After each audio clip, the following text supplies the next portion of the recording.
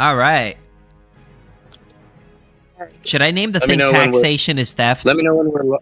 What? Oh, I'm live. I'm live. Okay, I will not say the word I was about to say then. Don't do it. What should I call it? Taxation is theft to get people to debate us on that? Or should I just put debate in ANCAP? So it could be like... Yeah. I don't know. Why we could change it up. We usually do debate at ANCAP. Alright, let's do taxation is theft. Taxation is theft, debate us or something. I don't know.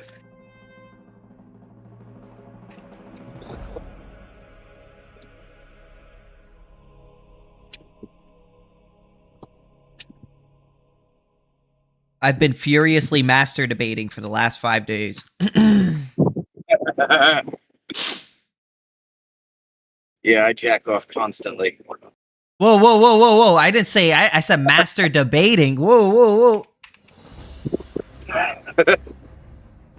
I do both at the same time. At the same time. Oh.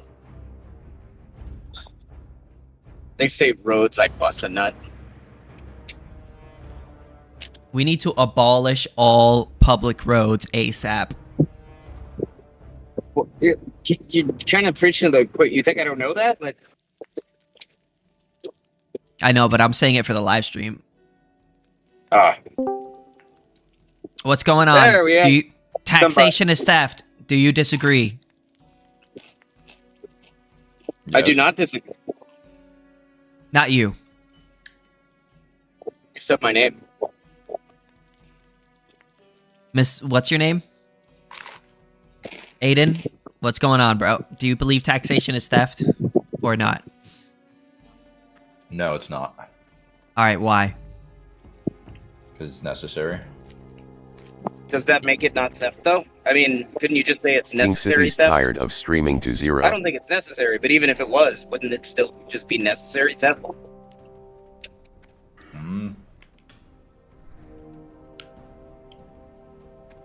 I guess, well, does the word theft imply not necessary?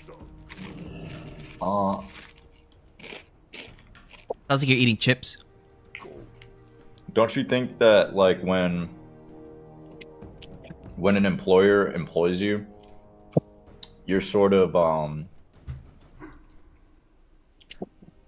like, they have all the infrastructure there for you set up to make money. Don't you think you're stealing from them by using that infrastructure to get a wage? When you say the infrastructure of an employer, yeah, like if I go work for a company and, you know, I use their factory equipment and stuff to produce, I actually used to work at a factory. If I use their equipment to produce candy, I used to make candy at a factory.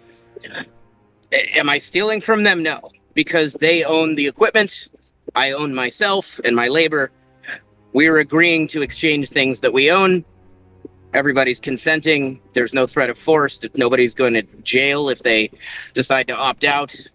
Yeah, also, like, if you're an employee, that means that they willingly hired you. So, to me, like, you know, it doesn't seem like you're stealing anything from them if they're willingly paying you.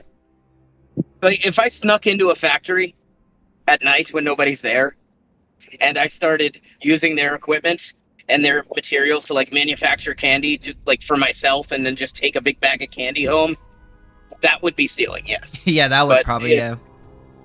The difference is consent. That was a pretty bad analogy. I'm trying to think of something better. But it's like... Correct me if I'm wrong. I feel like you kind of owe your government because you're using... Because I use the resources. I'm driving on a road right now. Correct me if I'm wrong. Your argument is that I'm driving on a road right now, and by doing so, I create an obligation in myself to pay them for it. Here's the problem with that.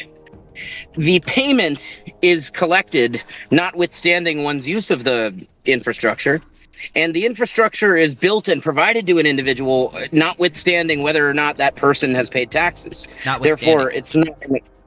irregardless of whether or not the individual has paid taxes. So it's, I guess for a parallel, it's kind of like if I go door to door taking food materials from everybody's kitchen, just barging in and taking their food materials, and then I set up a stand in the neighborhood where I'm just making sandwiches out of that food materials and I'm just giving them away to everybody for free. Somebody taking a sandwich from me, I don't think is, retroactively consenting to me having busted into their place to take their food fixins. And likewise, I don't think the fact that I'm offering the food fixins negates the fact that I took away from them against their will their food fixins. Could I make another analogy? So regardless of whether you use the service or don't use the service, you're still being forced to pay. So, even if we do use the service, the state forces us to pay for things that we don't really want or use. And if they're forcing you to pay for something you don't want or use, well, then that would be a forceful extraction of your wealth. Notice, by the way, we don't say that tolls are theft. Like when they build a toll road and you only have to pay for that road, hypothetically, where it's 100% toll funded, you only have to pay for that road when you drive on it, and they don't make you pay for it otherwise, and they don't let you drive on it without paying for it. That would not be stealing. That actually is an exchange. That's one of the rare instances where between citizen and government there is a consensual exchange going on. But in the case of taxes, it doesn't work that way.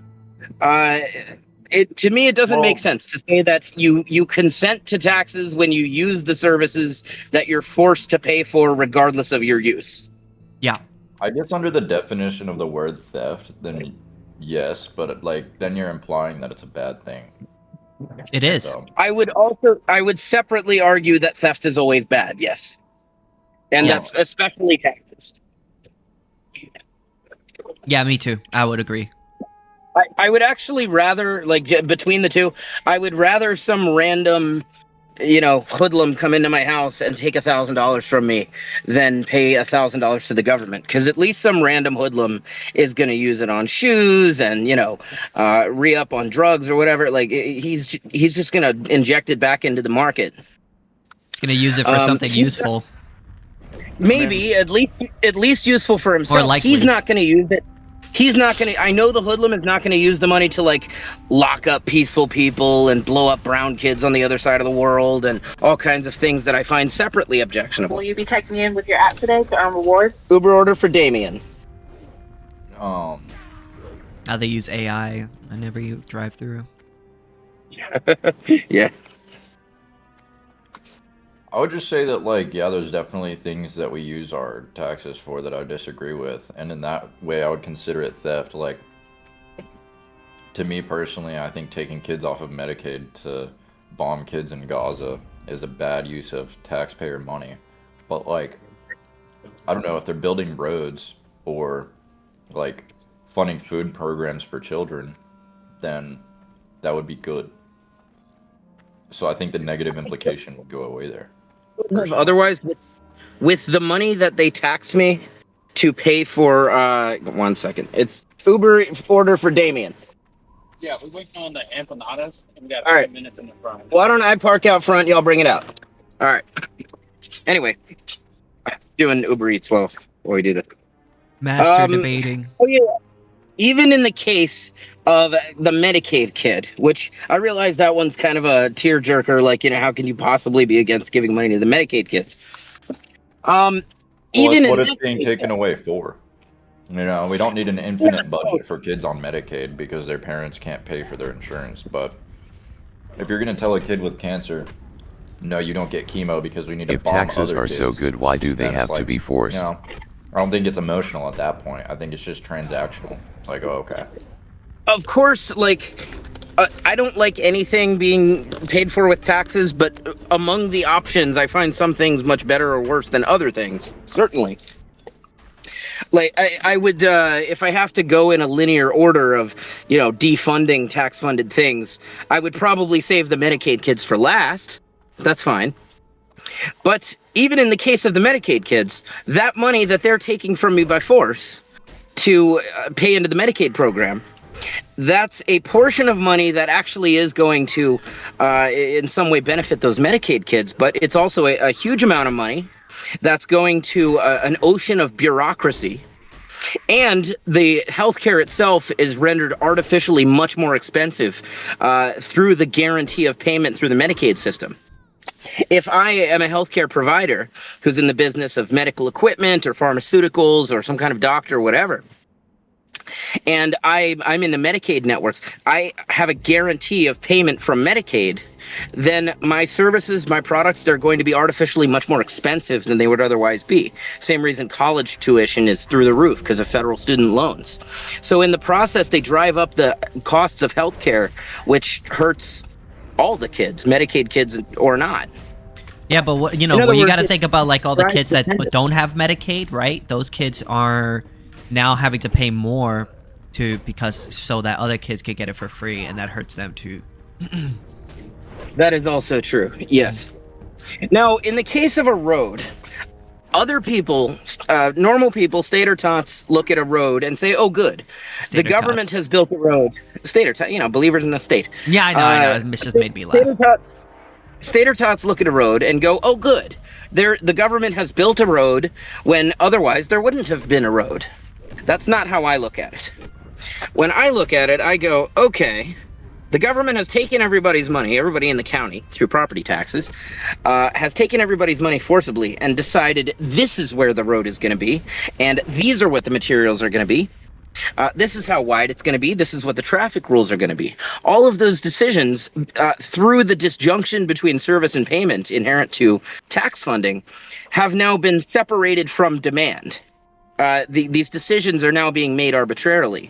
It doesn't mean they don't have any kind of mechanism to decide. It means that that mechanism is inherently not consumer demand. It's not actually a quantification of what people want and need. Where exactly do they need a road? How wide do they actually need it to be? How much actually needs to be spent on the materials? Should they be using asphalt or should they be using concrete for this road, and so on?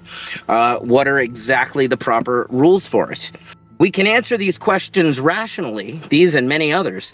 We can answer them rationally in the context of a legitimate business, a market company which serves consumers on a consensual basis, because you have the data that allows you to quantify demand in the form of sales metrics, not to mention factor prices on the supply side, and you can perform what Mises called economic calculation. ECP. And this is the means by which this is the means by which on the market resources get allocated efficiently in proportion to where they're most wanted and needed.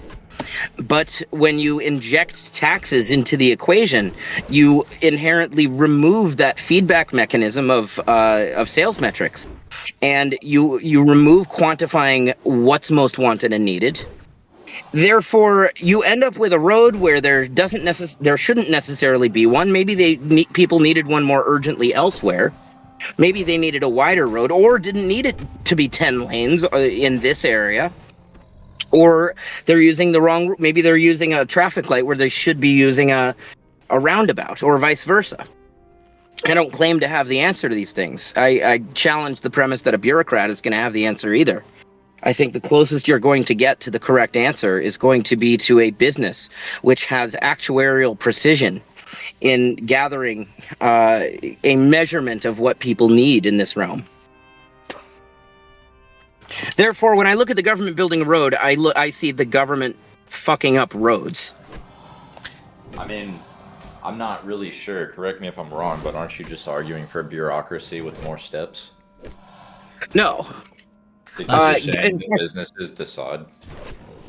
Like, at the end of the day, it comes down to one expert that we deem. It's not an expert. Our decision. The difference is an expert who's deciding how to spend money garnered through sales has a rational means to make that decision. That is, he can make it an informed decision based on what people actually demonstrate through principle of revealed preference, what they actually demonstrate a need and want for. Whereas the expert for the government lacks that data, lacks that metric, and he has to find other things, anything except consumer demand, basically, in order to try to make that decision. Can I jump in real quick? Sure. When you look at a business, right, how do businesses know? You ever wonder, like, how do businesses know what people want at what price and at what quantity, right? The reason why they know that is because prices are not these numbers, these arbitrary numbers you just sort of slap on things, right? They're signals that display how much people want that thing and the scarcity of that thing. It gives you information about that thing, and without those signals, you can't really know how valuable that thing is, how much you're wasting, how much that and whether or not you're gaining.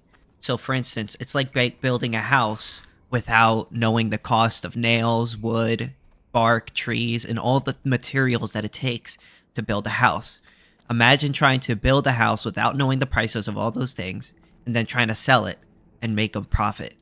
It would be almost impossible. The reason why is because you don't really know, without prices, you don't really know whether or not you're making the right decision based on those price signals. And that's sort of how it works with the state. The state doesn't make its decision based on price signals in the market. It makes its decisions based on arbitrary whims of the person who is in control at that moment. It's like you basically have somebody at the top basically choosing, hey, I think we should put this here, I think we should put this here based on this reason or that reason. It's not based on price signals. Sometimes to illustrate the calculation problem, I'll use kind of a cartoonish example, which is the Nazi government's construction of Auschwitz, one of about 1,000 concentration camps. Actually, it was a whole network of camps, not just one camp.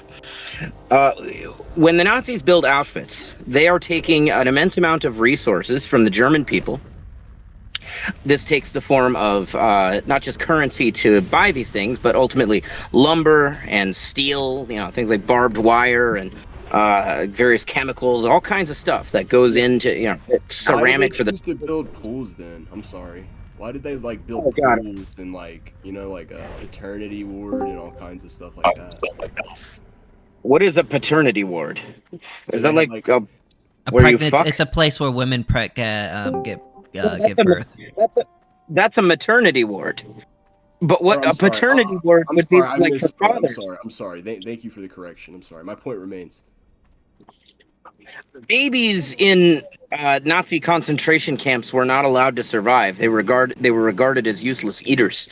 In fact, this is one thing death camps and work camps had in common. Most of the camps were not death camps; they were work camps. But if you showed up at at even a work camp, and you were either a small child or a very elderly, decrepit person, you were dead.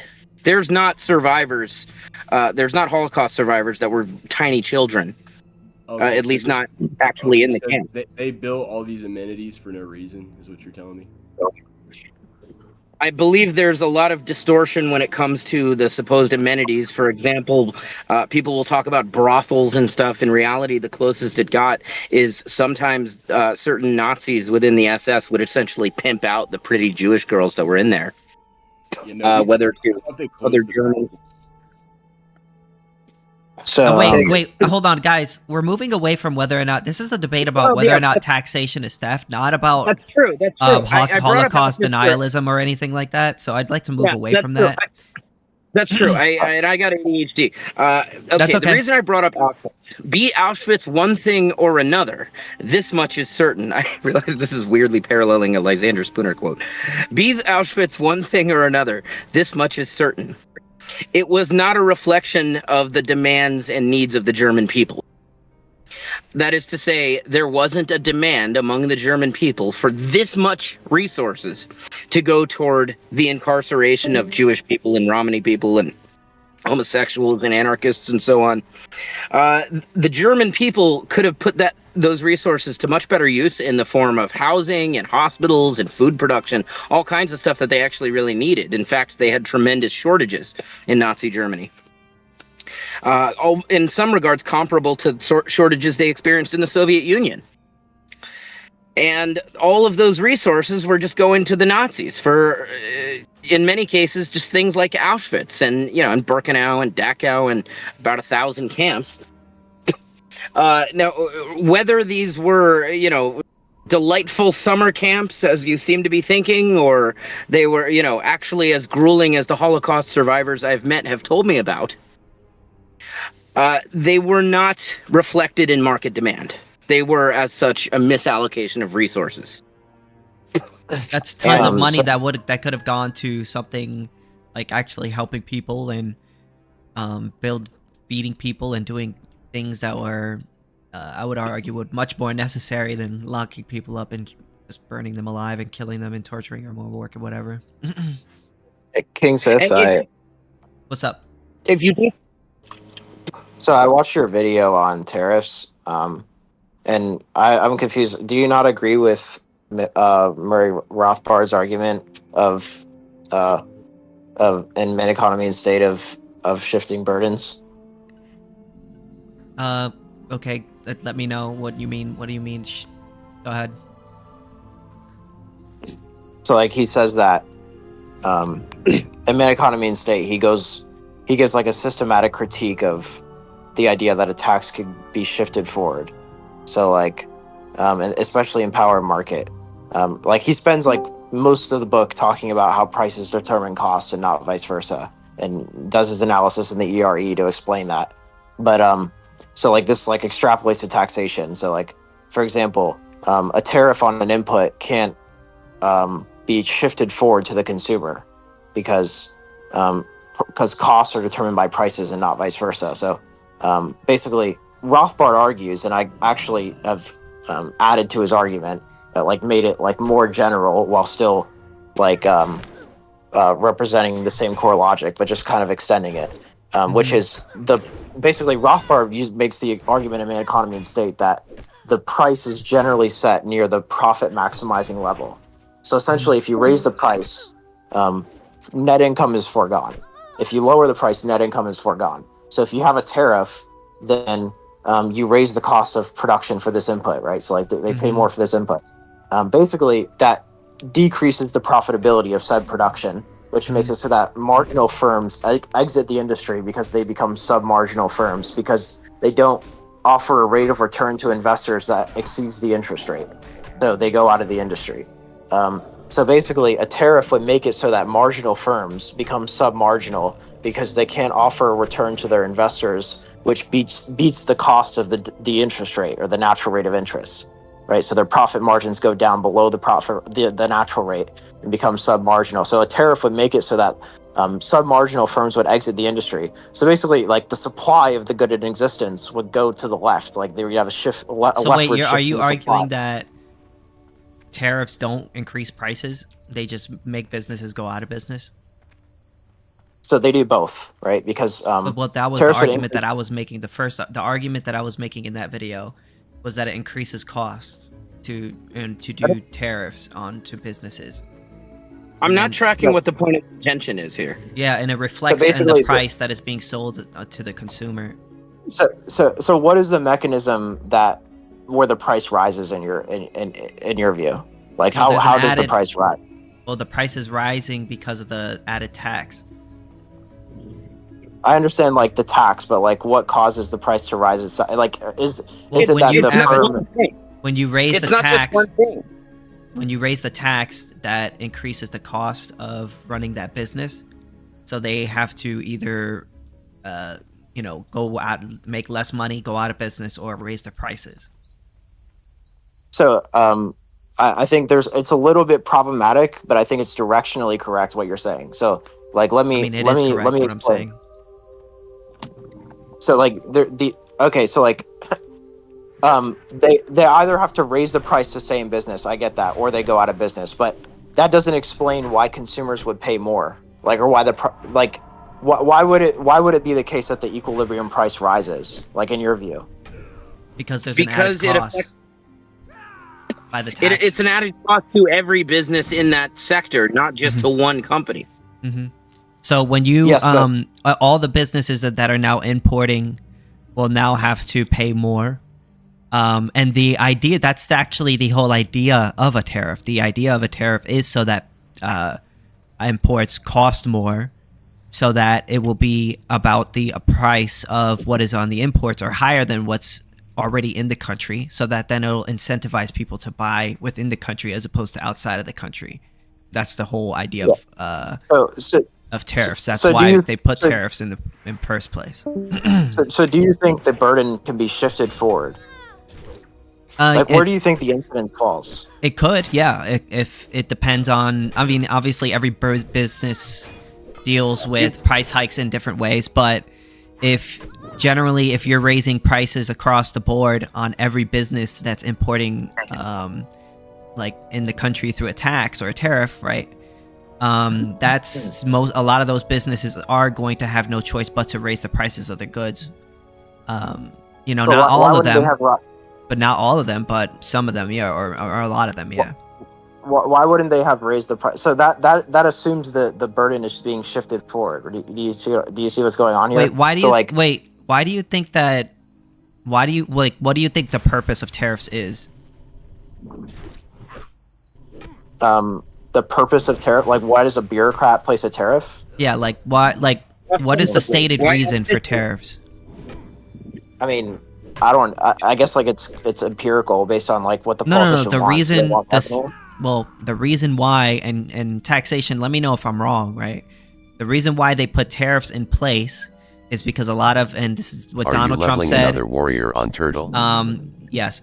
So basically Donald Trump and a lot of these Republican politicians, they're upset that a lot of these businesses in other countries are selling things at cheaper prices to Americans, and now Americans are choosing to buy from other countries as opposed to the United States, and they view this as a net negative to the United States because now people are buying from other countries as opposed to the United States. So the idea of a tariff is to raise the taxes on imports so that those things that they're buying from outside of the country becomes more or either as expensive or more expensive than what is being sold in the United States. And then that will then incentivize people in the United States to buy the products within the United States. That's the whole purpose of a tariff. Yeah. So you see, we're talking about consumer goods here, right? So like, all goods, any good that is included under the tariff. Yeah, it doesn't necessarily have to be that, but like if a tariff is on a capital good, like that's like more so what I'm talking about here, right? So like if it's on a consumer good, then yes, you're gonna. So like it's slightly different, but it's not at the same time. So like we can get into that, but I guess like this is the issue, right? This is the fundamental issue here. Like I don't really give a shit about like what politicians' goal is. Like that's not what I'm talking about at all. I'm talking about where the incidence falls. Like when the politicians decide to implement this tariff for whatever stupid reason they do, where does the incidence fall? Right. So like according to Murray Rothbard, the incidence can never be shifted forward to consumers. Right, so like, for any tax, this includes corporate taxes, sales taxes, excise taxes. Okay, so do you want me to explain to you what I mean by shifting the burden onto the consumers? Yes, please do. So when you raise a tax on a good, you do agree that sometimes businesses will raise the prices of their goods, right? In response to that. Sure, empirically. So now the consumer now has to pay more than what they would otherwise have to pay before that taxes was implemented, right? So correct. No, I just want a quick yes or no to that. Yes. Okay, so you're saying let me just make sure. Like, so the tax is implemented, the business raises the price. Now the consumer has to pay more, right? Yes. That's what you're saying. Mm-hmm. Okay. Yes. Empirically, that does happen. Yeah, so that is what people mean when they say you're hold on, here. That's what people mean when they say they're shifting the burden onto the consumer, because that consumer would be paying less if that tax had not been there in the first place, correct? But okay, so like, but it's still problematic because one, like the business. Okay, so the business has a profit maximizing price given a demand schedule. Right, so like this is I could actually, so I actually formalized what Rothbard was talking about in like a paper I did. Okay, so like one premise is, given a demand schedule, mathematically there's a profit maximizing price that a firm could use. Okay, so like basically, if you have a tax, on say inputs that this firm buys, whether tariffs or whatever tax you want to use, then you now have the demand schedule doesn't change, right? So like the tax doesn't change the demand schedule that you have. But it Okay? does change the price. It Yes, can but change the that's not price. but that's not because demand has changed. Demand hasn't changed. I know, but the tax changed the price. The But do you increase, understand why the tax changes the price? because it adds cost to that would otherwise not be there had it not been there. But why does adding cost make it so the price goes up? If the burden Because can't be they now shifted have to forward? pay more. They have to compensate. Yeah. Yes, but why they can't pass the cost on to consumers because price equals cost in the ERE. But they do. They raise the price of the good. But the demand schedule is the same, right? So the demand they can't if they Wait, they why raise then the why price, do you think then they're raising the price? Because I can tell you why. Do you know why? Like, do you know what Murray Rothbard says? Like, you keep saying. Tell me. I mean, you could tell me. You don't have to be sassy about it.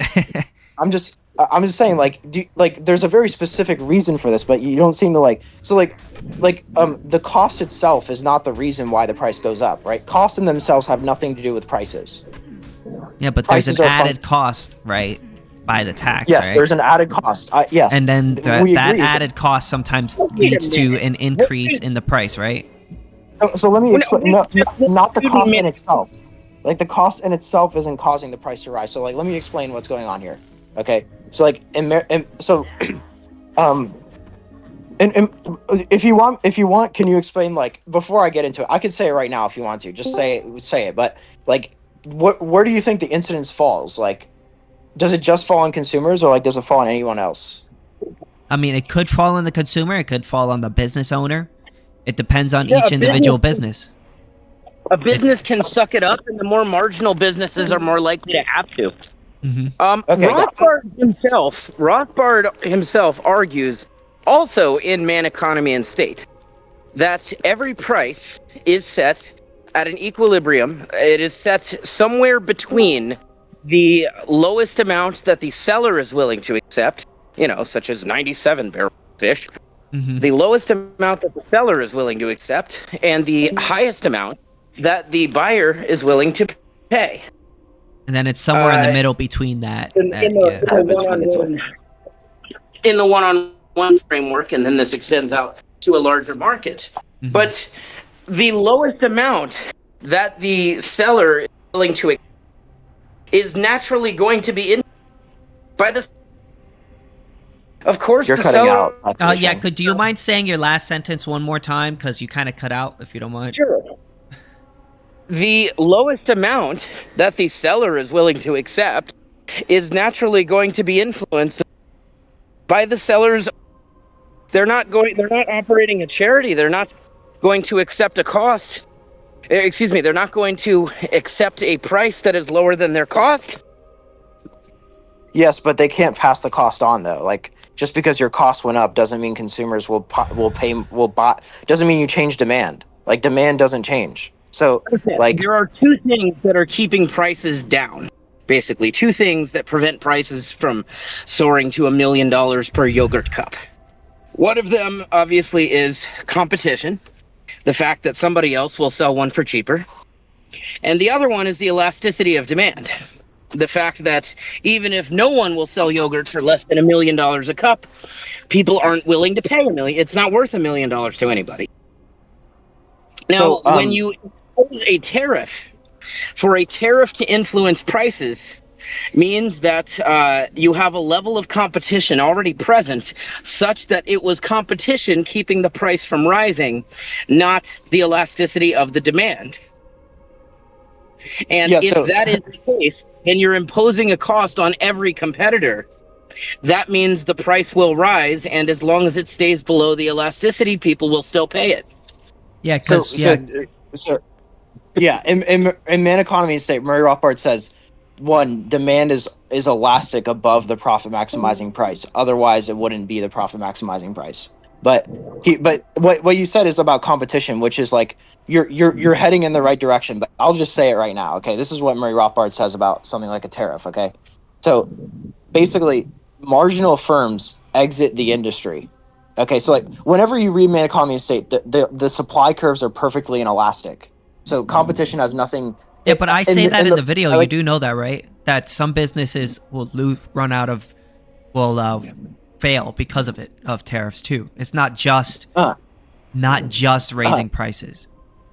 Right. So, but it's really important to like emphasize why is it that the price is rising? I do. But okay, so like why do you think the price is rising? Because of the added tax. It can really be as simple as cost going up for every competitor. I understand that the cost is going up, but why is it? But we understand that like Menger debunked cost of production theory in 1871. So like why is it that the price can rise? Well, because of the tax, they added a tax to the cost. But the cost in itself can't raise the price because the cost of production theory is false. A tax does raise the price because it adds more cost to that to running that business. Do you realize that you're committing a cost of production fallacy? So let me explain. Let me just explain this. Okay, so like let me explain. I understand that. So like okay, so like what in the ERE basically what's happening is okay. So taxes are compatible with equilibrium. Okay, so like this tariff is implemented. Now what's going to happen is that firms that import goods, right, for their capital goods, firms that import raw materials or whatever it is for their capital goods, their profits go down.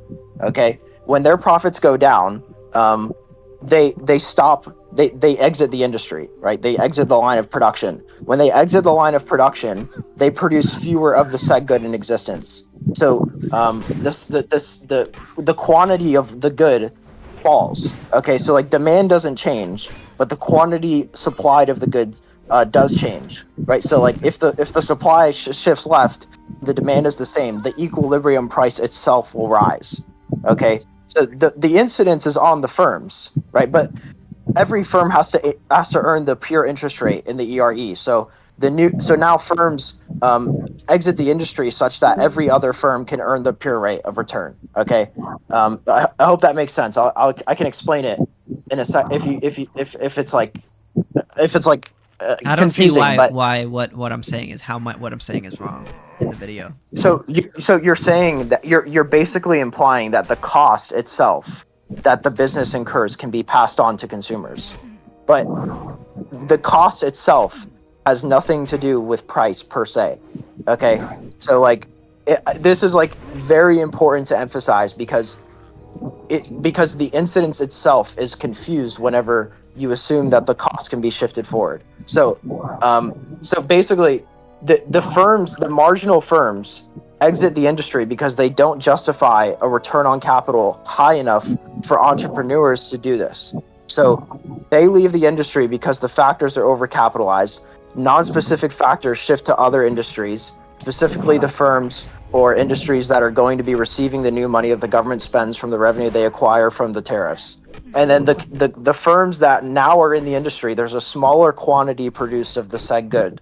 Okay, so given that now there's a smaller quantity produced of the good, the supply curve shifts left, and the demand and the supply intersect at a higher equilibrium price. So now all these firms earn the same return on capital as the other firms because, once again, taxes are compatible with the ERE. So now the incidence falls all the way backward throughout according to Murray Rothbard at least, and I basically agree with him.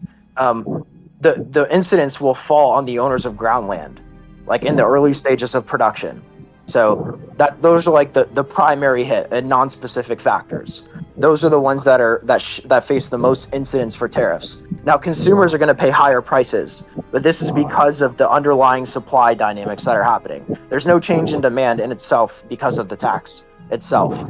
The price is now rising because marginal firms are exiting the industry. So like you have an incidence on land and labor, and typically, and most specifically ground land in the long run, in the early stages of production. Okay, so that's the issue. Like whenever you say like basically like I think it's like really important for us like people who advocate for Austrian economics, to emphasize like one of the most important ideas in Austrian economics that Menger and Bauwerk and all these guys were trying to emphasize, and Murray Rothbard, was that costs are in themselves they don't determine price in themselves. Like they have costs in themselves are determined by prices. Do you all the way deny that costs play a role in prices? Nobody's denying costs in a role. Costs reduce supply the higher they are, right? So like reduce supply will all else equal make it so that the price goes up. But if I dig a giant hole and spend $1 billion, if the consumer doesn't value it itself, then there's no price for it, and it ceases to be an economic good. So it's useless for our analysis. Things that have a cost that by itself surpasses the elasticity of the demand. That is to say, for instance, hypothetically, a diamond toilet, right? A toilet made of solid diamonds. Well, that's far too that costs a lot more than anybody is willing to pay for that. So the supply is zero. There are none of those, to my knowledge. If hypothetically you have a good that people are willing to buy at a realistic price, but then suddenly you triple the cost of production, or let's say, to be more generous, you increase the cost of production by 20%, right? So it now costs 1.2 times to produce what it costed before to produce. Any firm that was operating at a profit margin of, if they were already pricing it at less than a 20% profit margin, they will have to increase their prices in order to stay operational. And if that same problem is being applied, that same added cost is being applied to every firm in the same sector, then they don't have to worry about being outcompeted in the same way, as if it were them. But they do still have to worry about the elasticity. Or is it worth that much to people? If we're only talking about, a 20% increase, then it likely is. Less people, but still some, enough for a business in that sector to be operational anyway. And if we're talking about, some ridiculous, 400% or something, then probably not. Well, depending what it is and how elastic. So like nobody's claiming that supply doesn't have any, or cost of production doesn't have any effect on price. So like that's not, you're confusing what I'm saying. If that's what your impression is. So what I'm saying is my claim is prices determine cost. So like cost of production matters because it takes resources away from other employments, right? So there's an opportunity cost to them. But that it's in itself does not mean that consumers value the good. Well, I don't disagree with you that prices determine cost. So yeah, that's the fundamental point, and that's why the burden of taxes cannot be shifted forward. Like that's why. No, when we say, how does that mean it can't be shifted forward? Wait a minute. In the when you sense say that prices, when we say shifted forward, yeah, when we say well, at least when I say shifted forward, when it doesn't necessarily mean that they are paying the tax.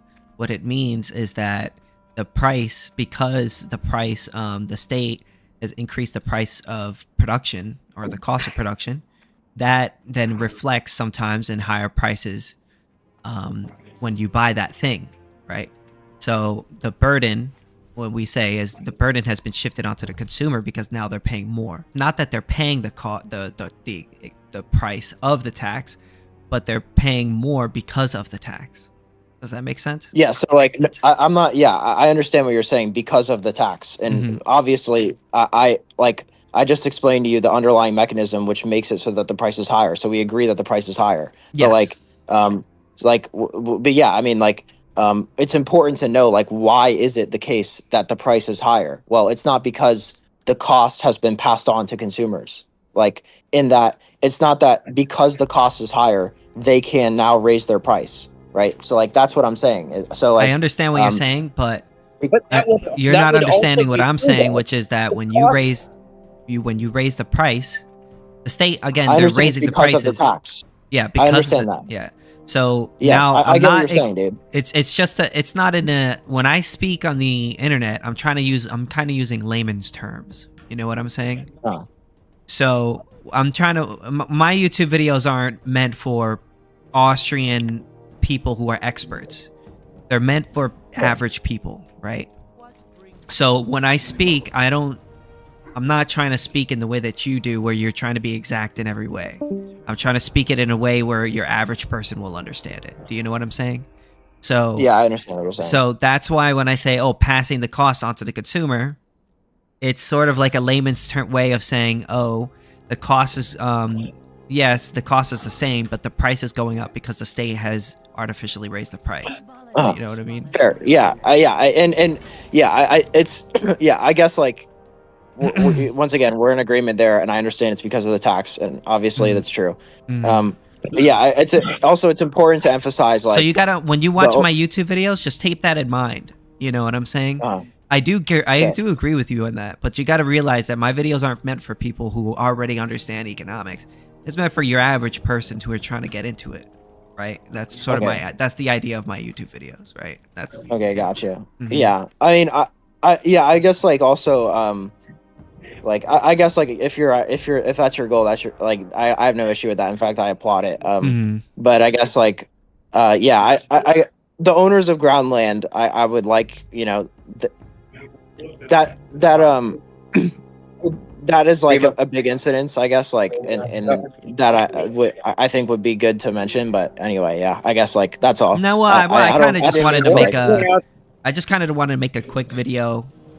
My video was more meant for Trump supporters, right? That video was more meant for Trump supporters. And the reason why I actually saw the very same video. I wanted to point out, by the way, prices determine cost rather than the reverse. There are two different but both correct ways that can be interpreted. One would be that factor prices make up the cost of something, but the other would be that the prices that consumers are willing to pay for something decide the business is willing to expend in order to produce it. Both of those things are true, by the way. Sure. That's all it is. It's just this. Well, when we say prices determine cost, prices arise based on our subjective wants, and a cost of something only matters to based on what another person, how much you're paying another person to do that thing, and how much they value you paying them. You know what I'm saying? So it's all based on subjective wants, if that makes sense. To hold them, does that make sense? This was originally supposed to be a taxation being theft debate. I mean, I'm open to talk about anything, but everyone here thinks taxation is theft. So I mean, we do, but there was other people that did not, and they kind of left. And we bored them out. Saying. Yeah. Yeah, I mean, good. They fuck them. But anyway, we wanted to debate them. But that's most people. We need to. We should convince those people. I don't give a shit about convincing people. But that's what we're here to do. Yeah, we're here to debate. You see. If you don't like that, you don't have to participate. And you could just listen to us if you want. That is what Sithis and I set out to do when we set up this room. Fair enough. Yeah. He set it up. No, I didn't mind you coming in here questioning me about my video. I didn't mind that. That's fine. I guess like they were gone. Of course, Sithis doesn't mind. Yeah, no. But I mean, taxation might mind because he wanted to debate. Yeah, but Sithis gets to be. Well, I wanted to talk about taxes or theft, but yeah, please stroke me as this YouTube star. Yeah, stroke me. Can I say one last thing? Okay, so that video was meant for Trump supporters. So it was meant to be a diss against them, and I wanted it to be for them. So that's why I kind of used it.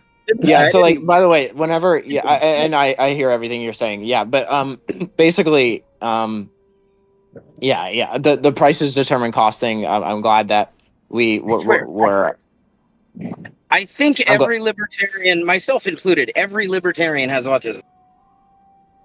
Yeah, I think so too, because like we're really, especially Holden. Yeah, but that's okay. It's okay though. You should debate some of my friends in my Discord. I'm not saying it's a bad thing. I happen to have a fetish for autistic libertarian women. Honestly, Wow. I think we're all a bit autistic. Like, to be a libertarian, you kind of have to like autistically follow your beliefs, right? You know what I mean? I was like, yeah, I was 12 when I was diagnosed with autism, but I'm undiagnosed. I was I'm 27. not diagnosed. oh shoot, I'm the only one. For years, I have a now estranged wife who is clearly autistic, delightfully autistic. Oh. And she said for years that she thinks I'm autistic, and I always say I don't think so. I don't, because my frame of reference was my brother, who's very like my brother is low functioning autistic, and I growing up I thought that's what autistic meant, and then I mean, I came to learn that's not what it means. But I was 27 and took a test, the RADS-R test, where anybody who scores above a 60 is considered potentially autistic. Anything above a 90 you're considered probably autistic. The mean average score for diagnosed autists is 130. I got 137. Whoa. Oh, damn. And it's a very underdiagnosed condition. Sure. You know that they're saying like there's more get it, people autistic today than ever. It's more. I think it's more diagnosis. Yeah, it's like they're more they do more diagnosis. We know about it now. Okay. It's not. So you're saying like it's the same amount, but there's obvious just more people getting found out. Does that make sense? Yeah, it's like it's kind of like why there appears to be more gay people today than there were. I'm not convinced there are many more gay people today than there were. I think it's just it used to be very not okay socially and often legally to be a practicing homosexual. So you kind of hear more people like okay with it. So like people are more open about it. Outside of like jail culture and hood culture or like Islamic culture overseas or something, it's pretty okay in modern society to be gay. So the number of people that are gay is much more accurately reflected. Likewise, back in the day, they didn't. Autism isn't like something you can look at where, oh yeah, he's missing legs, or Wait, the guy keeps. One sec. Chainless. Do you believe taxation is theft? Yes. Yeah, I'd say so. Good. Okay, never mind. Go ahead. Yep, we're good. Well, wait a minute. Okay, then do you believe that it is like necessary theft? Do you support what do you mean taxation? by necessary? Oh no, I think it should be a voluntary thing. W. So tax by definition is compulsory. It's not. Well, it's by definition not voluntary. If we switched it to something voluntary, it would no longer be a tax. It would just be a donation or a price. I get what he's trying to say, though. But I get what you're trying to say, though. And by the way, we agree with that premise. We in here, we think that everything currently funded by taxes that is worth more to people than it costs to produce, things like roads and protection from murderers and stuff, that should be done on a basis mostly of like prices, where it's all funded on a voluntary, usually an exchange-based basis, where I buy the service and I'm paying in exchange for the service. And if I don't want to pay, that's fine, but then I don't get the service. Yeah, I'd agree. Yep. Yeah, that's what anarcho-capitalism is, which is the idea of replacing all the functions of the state, like, and when I mean functions, I mean all the things like the state does, with like some sort of private company. I do hereby bestow on you the honorable rank of anarcho-capitalist. You are an anarcho-capitalist. You're one of us. Let's go. Yes, bro. You want to join my Discord? Yeah, sure. Anarcho-capitalist means anarcho means there is no government. Capitalist meaning like free enterprise-based economy, private ownership, business, and so on. Oh God, what are you Combine doing those things. here? What? Who joined? What happened? Me. Yeah. What are you doing? I'm live streaming right now, so you better not say anything. That I don't know who goes me is. against the terms of service. Oh, I know who me is. I just checked. It's Logan. Hi, Logan. we are on a live stream, and he doesn't want to get banned from the platforms he's live streaming on. So, you know, whatever weird, you know. Are you an Ancap again, or are you gonna join the Ancaps again, or No racial slurs and Yeah. stuff. Okay, I won't talk about the cookies, okay? Don't Okay, do it. that's like no loopholes either. Yeah, no loopholes, man. Either. Don't even insinuate it. So what wait, was we're I all insinuating? Ancaps here I now? mean, I'm not an ANCAP. Well, I know Logan that. is like an off lib, right? He's like an What's an authoritarian off libertarian. lib? Okay, define an off lib. I just made that up, but I would I'm say kinda just right. he's just a Nazi. That's what I would say, personally. He's like an anarcho-nationalist, Christian. call me an anarcho-legionary, okay? An anarcho-legionary. I like Codriano, not these gay, worldly nationalists who are nationalists of the world. They're cringe.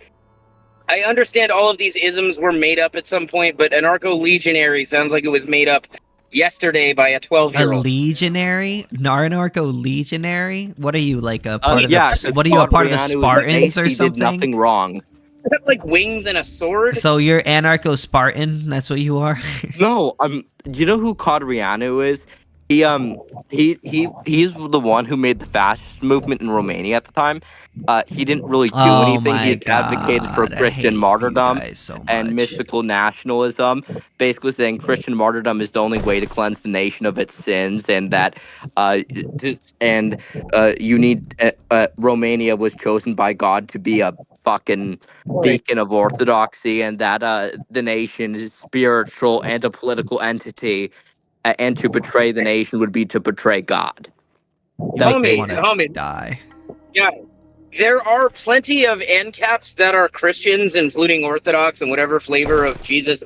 There are many ANCAPs that are Christians. You're allowed to be like just an ANCAP and also a Christian. You don't need to like merge them. It's weird. It's like have to inject. I genuinely, I don't know. I was like, who the fuck is this Codriano guy, right? I looked into some stuff he believed. Honestly, it's like the stuff I've been advocating for like a year. So why would I not just call myself an anarcho-legionary? Because nobody knows what that is, and it sounds silly. Yeah, it kind of does. It sounds like you're a Spartan, an anarcho-Spartan. Well, that's like I'm an anarcho crusader. What? I'm an anarcho I mean, 300. honestly, I actually met a couple people calling themselves that because they want to bring back the Crusades but make them stateless. That is When I see the meme, when I see the meme of like the nerd saying "actually," I read it in a Logan voice. I really do. Well, bro, we're supposed to be debating people on whether or not taxation is theft, and all of these people coming in here who don't support taxation. I feel like Logan will come in here and be like, "How about this? I'm gonna change it to debate in ANCAP." No, taxation is theft, violation of 10 Commandments. That's all you need. There. What if it's the Orthodox Church doing it? We should debate interest theory. Now that's a good question, right?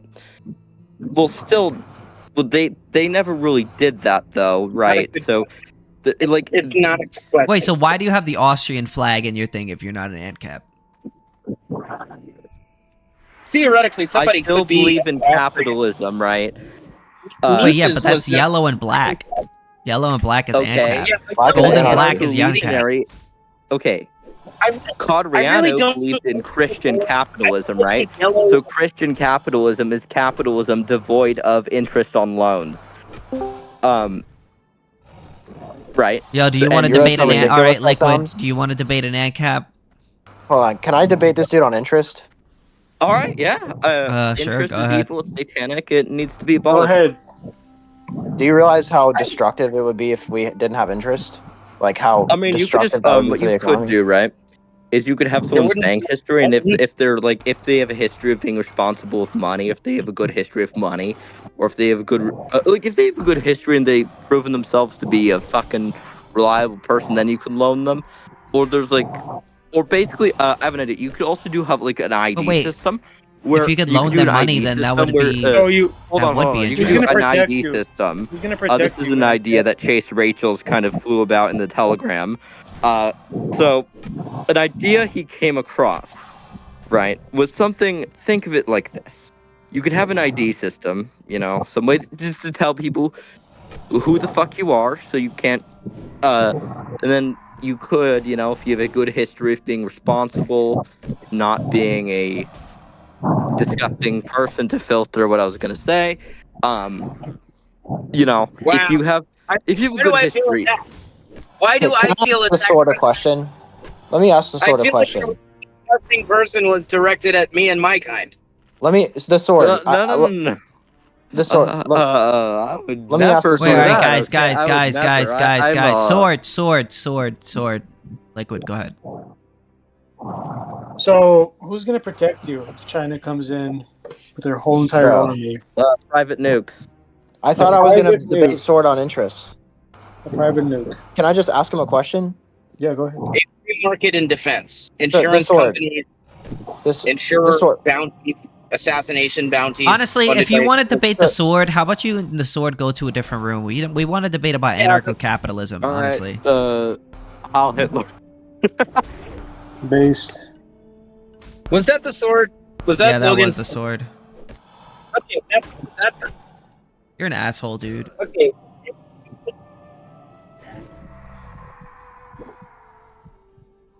Actually, history goes the opposite way.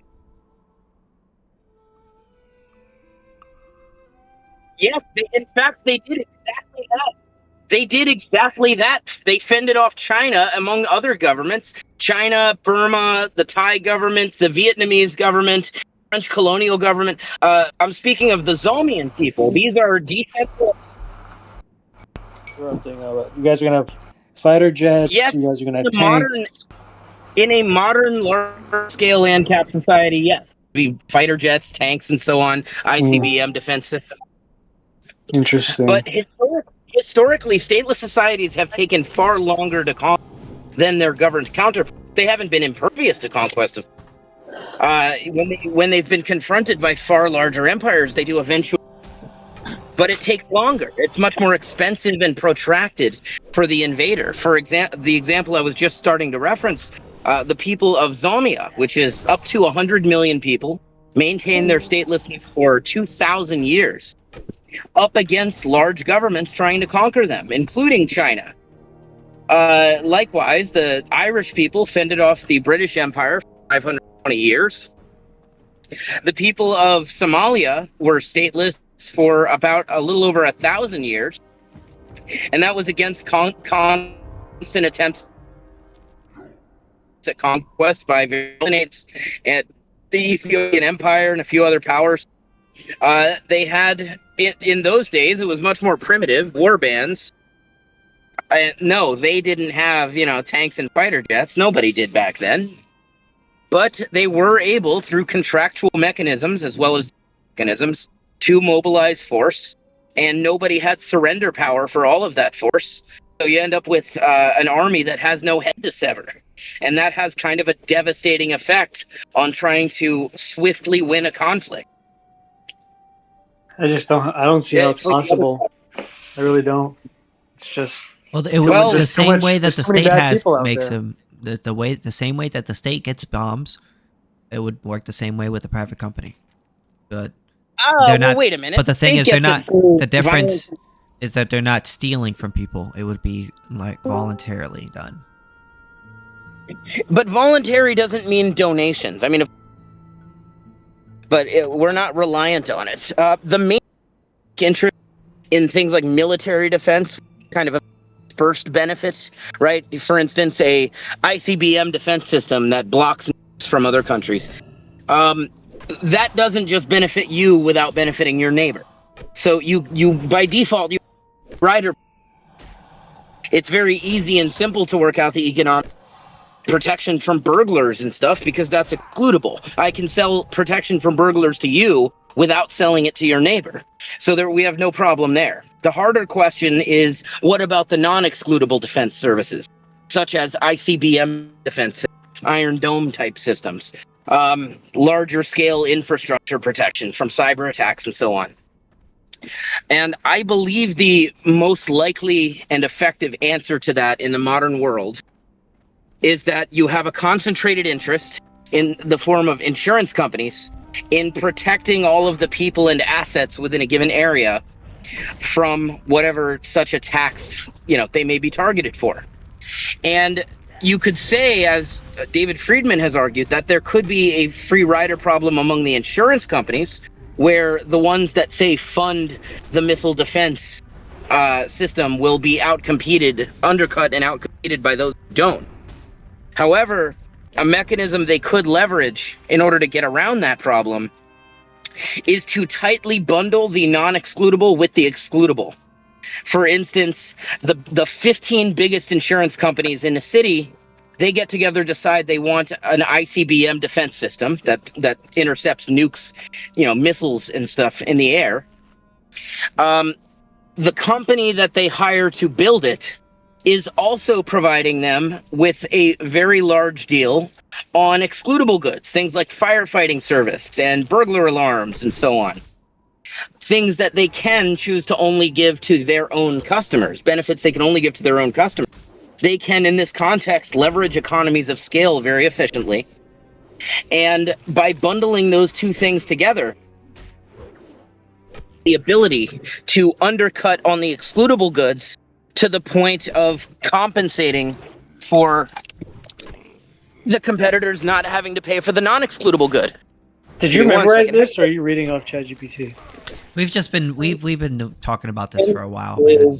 It's pretty good. 2-2. They give you a shot. He's been an Ancap for a while. I'm sorry. I was not reading off of something, but I did write about. Yeah. Yeah, so he knows his having shit. Having written something, it's kind of easier to know it. What are we So debating? basically, you just want to privatize anarcho-capitalism. everything. But at the end of the day, it's going to be humans in control, and humans are very corrupt. So it's going to be the same shit, whatever title you put on it, right? Yes, that's true. Oh, you mean like a government? Yeah. But it sounds like you're then arguing just against any kind of debate about or change of humans. Well, whether they're national socialists or it's a private business. Well, the people on top are going to game the system and be on top of the Ancap system, right? I assume that no matter what systems are in place, people will primarily utilize them out of self-interest. So then the question becomes, what systems create what, incentivize what actions based on self-interest? For example, if I am operating a private company that sells bread, right? I buy flour from, they get it from farmers, whatever, wheat farmers. My incentive is I want to produce bread that as many people as possible will buy. I want to do it as cheaply as possible, but I want the value of that bread to people to be as high as it can be so that people will pay a maximally high price for it. However, if I price too high, I'll make less money ultimately from having less sales. I want to be competitive with the other bread sellers in order to, make as much money as I can. So within this framework, the self-interested thing to do is to efficiently produce the best bread I can. But it doesn't work that way in things like government. In government, the incentive of each, say, bureaucrat who's in charge of, say, how an agency or a department spends its resources, the incentive for them, it's not to do it as cheaply and efficiently as they can, because then they may get a budget decrease or budget stagnation. But if they spend every penny of their budget, they'll get a budget increase. And if people are very happy with the service, then there's no political pressure to increase the budget. But if people are dissatisfied with the service, the government's primary tool to deal with that is just throw more money at it. So people in government, running departments and agencies of government, their incentive is to do the worst job they can as expensively as they possibly can. So you want to take over, or you want to move out Start a new little community. I want to get rid of government. I want to abolish government. We want Ideally, to turn I would we want to change this this state and turn it to a not state. How do you do Yeah, that? With war? With what? Ideally, my favorite method is totally peaceful.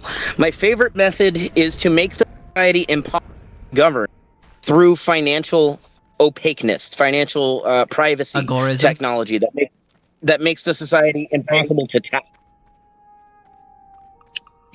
So, for example, let's suppose hypothetically that individuals and businesses at every level, small businesses, big businesses, and so on, are, instead of using dollars and banks and card processors, they're using things like Monero and Pirate Chain. Now, within that paradigm, the government would have a very difficult, I should say impossible time, ascertaining who has what money, who's been earning what money, who's been spending what money on what. And that means that the requisite to taxation, which is the transparency afforded to them by financial institutions that are in bed with the state, would be gone. And even people who support government and support taxes face a public good problem where each government-loving bootlicker says, look, I love the government, I love government, but I'd rather let some other sucker pay the bill for it. If they can't really put me in jail for not paying, then, you know, well, the $10,000 or something I would potentially pay a year, that's not doing much for the government. That's very minimal on their bottom line, but it makes a big difference for me. So I'm going to not pay. I'm going to let some other sucker foot the bill. Everybody makes the same calculation, or not calculation. Everybody makes about the same decision. Nobody's paying the taxes. Based. Or at least it's such a negligible small amount is being collected compared to what can be collected if there's a convincing threat of jail, that the government becomes financially insolvent. So would you have a CIA, FBI? No. I mean, you can have rights enforcement companies that in certain ways mimic what those agencies are theoretically intended to do. For example, you can have weird, like, specialized rights enforcement factions of insurance companies where their focus is ensuring, like, assets that are abroad that are under constant attack for different reasons. So they have interest in doing things like intel, like foreign intel. So in some ways, it's a good idea, but I'm just worried about the invasions. Invasions. So historically, it has been much faster and easier to conquer governed societies than to conquer stateless societies. There's also a lot more incentive too. With a governed society, you have pre-existing tax rackets to hijack. It's kind of like stealing somebody's dog, right? That's already like a domesticated dog that's ready to be told what to do, as opposed to trying to tame a wild wolf. These are very different tasks. What you smoking, man? It's just a cigarette. I'm driving. Oh. I don't get high when I drive. I'll get high when probably, but anyway. So the stateless society doesn't have a king or a president who can, or, you know, a commander in chief that can surrender on behalf of all of their army. Rather, they have thousands of different bodies of armed forces that can work together or work separately as it suits them. So who controls the water? They also have, whoever owns their it. military. Yeah. What? Who owns the water? If you bottle some water, you own that water. I'm talking about the plumbing. What do you mean the water? Nobody the owns reservoirs. Oh, wait a minute. You mean water that has been removed from nature, transformed into a form more suitable for human use, like Yes. filtered, and then is being run through pipes? Yes. That would be the company that did those things. But it wouldn't just be companies. It would, yeah, of course, it would be a bunch of companies because it would be impossible for one company to own all the water. We live in a world of 2/3 water, right? I think it would be impossible.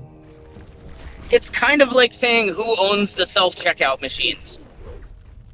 You know? Yeah, like multiple companies have that. Lots of, yeah, but more than just multiple. Multiple could mean like 5. We're talking thousands. Many, yeah. Who's making the cars? Bro, are you Ford, serious? Car Toyota, companies. Still, there would be the same car companies that exist now. Most of them would probably still exist, other than the ones that are like There would just totally be more. dependent on government. And yeah, there would be more of them because you get rid of the regulatory smother. There would be way more car companies, but the existing players would probably still be doing fine.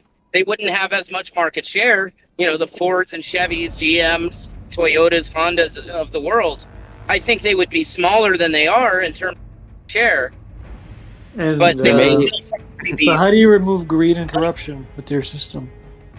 There would There's never- still be greed and corruption. Nothing will make that go away. It's just now greed and corruption don't translate to like bad legislation being imposed on millions of people. Wars being declared that kill millions of innocent people. The scale of the damage of greed and corruption is brought way down. Well, wouldn't somebody just over time buy everything up, make a monopoly? No. That's impossible. Think about it like this. Imagine if you have a condo, right? And that condo, it's one of 200 condos in your building. And I decide that I want that real estate. I want to level that and so I can put a really big porta potty there or something, right? So I go to one of your neighbors and I offer him market rate for his condo, $200,000. All right, he accepts and he sells it to me. And then I go to the neighbor next door to him and I buy the same thing also at market rate. Now the next neighbor by now has heard about the first two, and now he sees what I'm trying to do. The fact that I bought multiple makes it clear, I'm trying to buy all of them and I need all of them for this to work. So what does the next one do? He charges double market rate. He realizes I already have a sunk cost and I need all of them or it doesn't, so he can take what I'm trying to do, my whole project hostage. And what if somebody does have that money? This is basically the infinite money person. No. And for all infinite money person, there's many versions of this objection. This is one of many doomsday scenarios that people float about in capitalism. Like, what if you have somebody that's just He can so also well? just kill everybody. Well, They why would would have- he do that? They would have an easier time doing that now, because right now the government police don't actually have an incentive to make sure you don't get killed. It doesn't hurt them if you get killed in any way. In fact, they waste a lot of their resources on crimes that produce civil asset forfeiture, crimes of commerce like drug trade and prostitution, rather than getting better murder closure rates. They don't have an increase of business, an increase of sales revenue from solving more murders that happen to their their citizens, because the citizens have to pay taxes. It's not funded through sales. So it doesn't. It's just like it seems like it's easier because little communities, you kill somebody in there, nothing's really gonna happen, right? It's a little community. You can kill everybody in there. Wait a minute. We're not saying like get rid of cities or something. You're still gonna have New York City and Chicago and Houston and I mean the big cities and we're not talking about some major reset of the whole world where like we all go back to day one, starting from scratch in society and small hunter-gatherer communities or something like that. We want major cities and stuff to continue to exist, large, robust, capitalistic markets. I just got simultaneously passed by 2 semi-trucks. Yeah, we still Nice. want, cities and the things that are right now. We just want the state to be privatized and the functions of the state to be privatized, so that we're not forced to pay into a system that violates the rights of innocent people. I just feel like it's going to be great for like 20 years, maybe even 50 years, but over time, it's going to go back to monopoly. Monopoly can't happen in the free market. It's impossible. Monopoly. So there's one kind of monopoly that actually does come out of the free market. Small market monopolies. This is like the small town grocery store. It's a situation where the market is so small that it cannot sustain multiple competitors. If you have a town of 300 people, it's not going to have 5 grocery stores. That wouldn't make any sense. It's going to have maybe one, maybe, and not even necessarily one. I've lived in a town that didn't have any person because it was so small.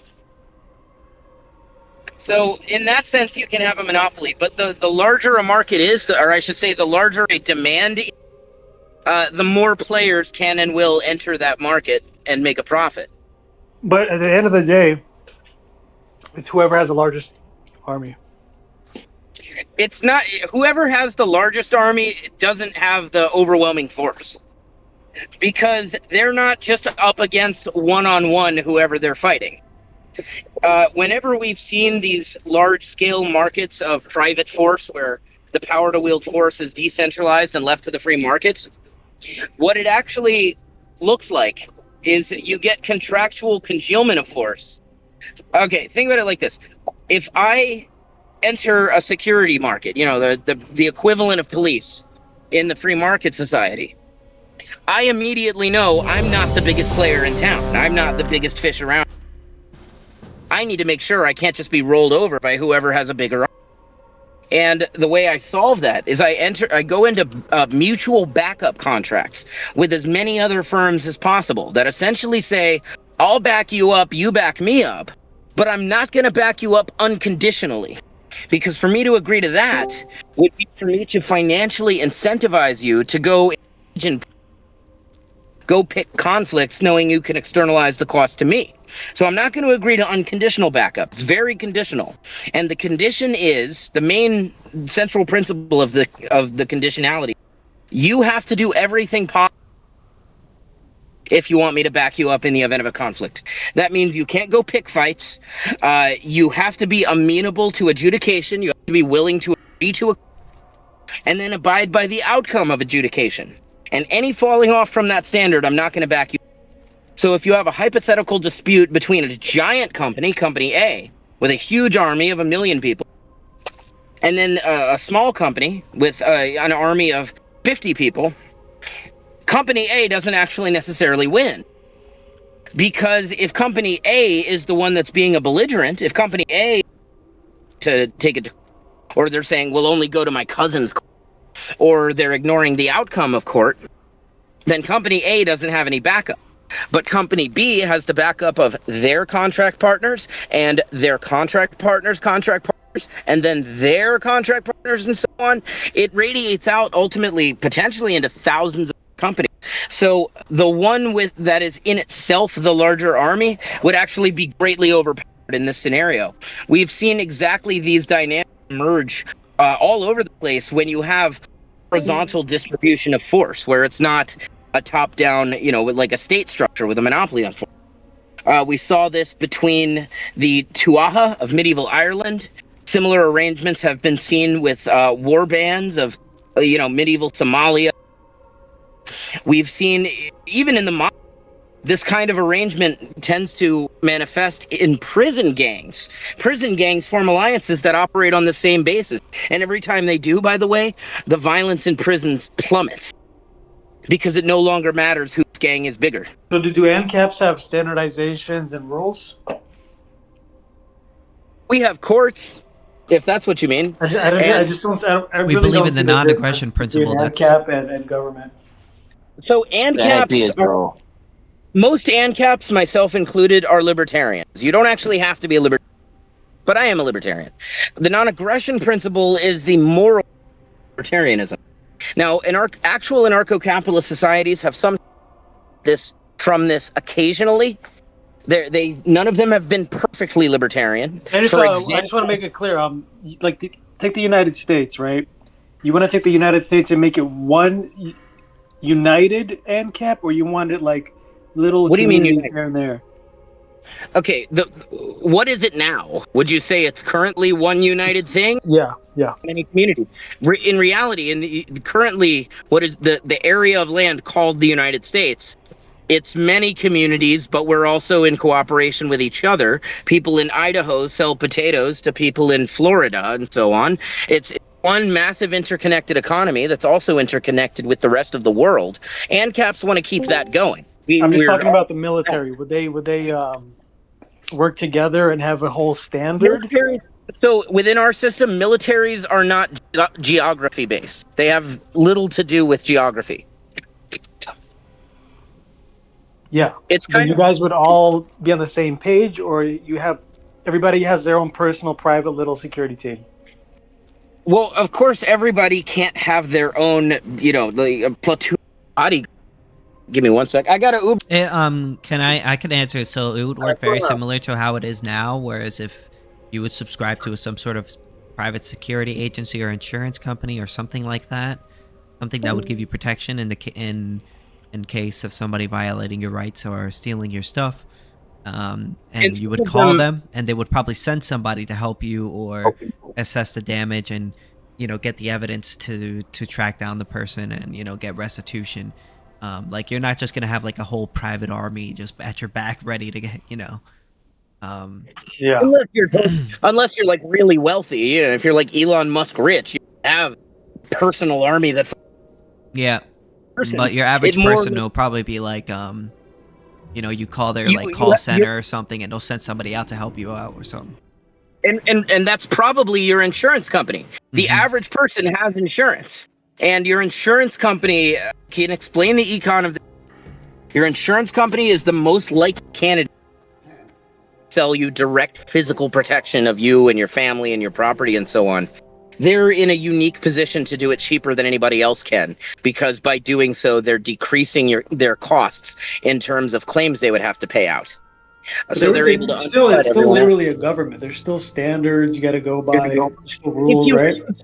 If you have a very broad and nebulous definition of government, then you could say every government. Well, usually I'll say this. Can I make the distinction? So, generally, ANCAPs, we distinguish between a state and a government. Like, if you're on your own property and you're governing your own property, we don't have any problem with that. The issue is the state. They force us to pay into their system. Whereas this, it's just a private company where if you want their service, you can pay for it, and if you don't want it, you don't have to. And they're not going to make you pay. And it's not a monopoly. That's another important point. It's not like the pizza provider. There's one of many pizza providers, and it works in the same exact way. As long as you can protect yourself, you can do whatever you want. That's just. Oh, and we believe in guns. Like we believe that, like your average person, if you want to own a tank, if you want to own a gun, like you have that right. I have a 44 in my vest as we speak, while I'm out doing Uber Eats deliveries. Look at the Amish. They live on their own, right? But they wouldn't exist if it wasn't for the army. They'd be fucking taken over by, China. I don't know whose interest is that in to go conquer the Amish. It's not that much. Let's say they have a bunch of resources. Let's say they're sitting on a bunch of gold. They're sitting on a bunch of ore, plutonium, whatever. I mean, the Amish are pretty wealthy now, right? In that scenario, but see, in our society, the Amish would not be protected by the government, but they can just subscribe to Allstate or something, and then Allstate will protect them. Yeah. Or they use the Amish mafia. Right? What the fuck are you guys talking about? You said they have to subscribe for protection? They can. It's not their only option per se, but it's certainly an attractive one. They can subscribe to Allstate or Geico or whatever, and then the Allstate and Geico and so forth will offer them military defense. I'll debate you guys on anarchism. Who, me? All right. Well, Go ahead. Kind of what we're doing. Well, you guys have definitely not been debating me. But yeah, no, I think a state is necessary for protection of individual rights, which are property rights. So all rights are property rights. I agree that all rights are property rights, but the only things, a priori, the only things that a state is necessary, things that have greater cost than they have a benefit, because anything that has a greater benefit than cost can and will be provided on the. You're cutting out.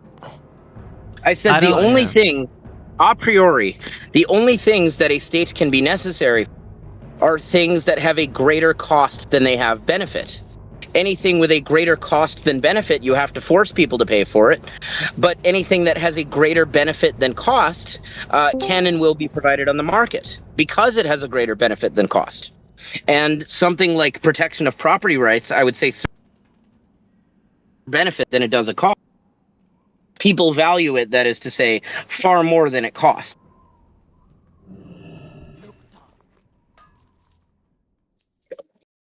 Hello. Yeah. Shit, was I I'm here. not audible for that whole time? I now, believe that. would you in this anarcho-capitalist thing? Would it be like religion based, or how would you You're allowed to be define religious. morals and rules and like that? It stuff could like that? be. You're allowed to. You decide for yourself. Find moral and you decide if you want to be. So if I could be. decide I like killing people, that No. work? But those people aren't going. Those people aren't let just you going to do let you that, do and that. their Yeah. insurance companies are not. Yeah, their insurance companies are not going to let that fly. Like, the thing about us ANCAPs is that we believe that you're allowed to do whatever you want so long as you aren't initiating an aggression against anyone. So these insurance companies, they have military or people that will kill you or put you in jail? Yes. Yes. It's not limited to those things. It's usually stateless legal So systems. those are going to be the people that are going to be corrupting you. Usually, stateless legal Yeah, but you systems don't have have to revolved pay. around restitution. The vast majority of sentences, even for very serious crimes, in historical stateless legal systems, have been restitution based. Yeah. Even murder, by the way. For example, in the Brehen system, if you were convicted of murder, you were issued a weregild, which meant blood money, often much higher than you could conceivably pay. And when you couldn't pay it, then you were made a slave owned by the family of the person you killed. And usually they would lease you out to a nearby farm. But So we don't do you we don't believe really it? we don't believe in slavery though. Which, Yeah, I was about to ask. I do. I'm fine with punitive slavery. If somebody commits very, very serious. Well, Such the as- thing There's a is, block person. so how we would justify it is that if somebody violates your rights, like, so for instance, let's say I came up to you and I shot you or something like that, right? I would have the right to, the court would be like, hey, you got to pay this guy this much money in restitution, right? And then if you do not pay this guy restitution, let's say you refuse, well, then you would be allowed to shoot that person because that person shot you. You know what I mean? You would be allowed to do back to them what they did to you. So if they refuse, then you could shoot them. But, so basically it's, they give up their... That is one possibility. Yeah, they're giving up your right. They gave up their right to not be shot once they shot you. If that makes sense. Yeah, so I'm not sure really to be honest, what taxation said. But yeah, I think the state is the best mechanism for protecting property rights. So wait, so I thought you were an ANCAP, bro. The state? No. I believe that the state should uphold the NAP. I think Rand was right about the state. Well, wait a minute. The state inherently violates the NAP. Yeah, taxation Such is theft. Yes, taxing people is one violation of the NAP that every state is dependent on. You would have to totally redefine what a state is to make it NAP compliant. And at that point, I tried this line of reasoning when I still called myself a minarchy 10 years ago or 11 years ago. And what you land at is just like, you have a security company. Okay, but it would just be one of many. The state... No, the state wouldn't tax in my system. It would that would be awful. What makes it a state? It has a monopoly on violence over a geographical location. What if I also sell the service of protection and everything I do in the same area, and I'm not violating the NAP? Violate the NAP for them just... If you try and sell protection, that's fine. But if you try and start your own military, then that's not okay. What's the difference? Military, police, I mean, guys with guns protect you. Allowed to do... Because that's the role of the state is to protect the NAP and have an objective law of property rights. Yeah, but they're just... If you stop me from starting an army... Can't be any more objective. If you stop me from starting an army, you're violating the NAP. If it's such a threat to rights, what you're doing is such a threat to rights, or to the law, then the government is just in protecting Am I people from your potential violation of property rights. So, if like, I'm violating people's rights, wait a minute. If I'm violating people's rights, then it doesn't violate the NAP to stop me from doing that. But if I'm not violating people's rights, then it does violate the NAP to stop me. And simply starting a military that sells the service of defense, that does not inherently violate people.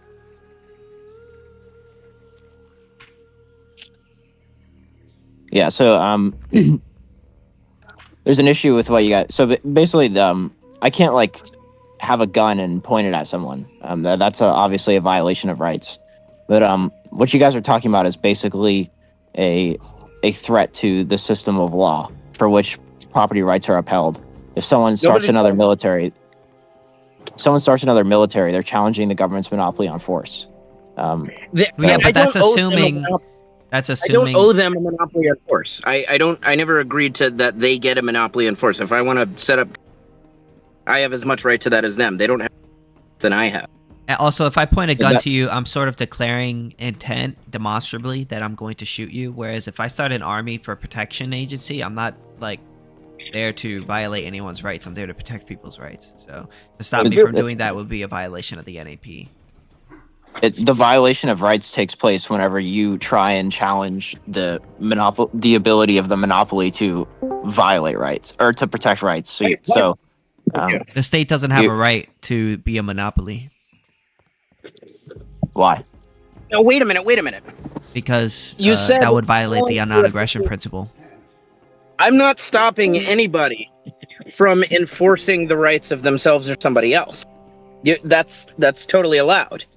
But when I start a military defense company that says, we'll defend you quicker, we'll do a better job defending you from anyone that invades or attacks your stuff, we'll have soldiers, we have a base that's closer to your house, and our soldiers are better trained and we'll defend you.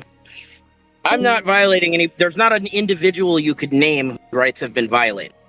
It's not a rights violation to do some broad, you're challenging the ability of the other to enforce right. No, I'm not. I'm not getting in the way of that at all. Yeah, because the government is a monopoly.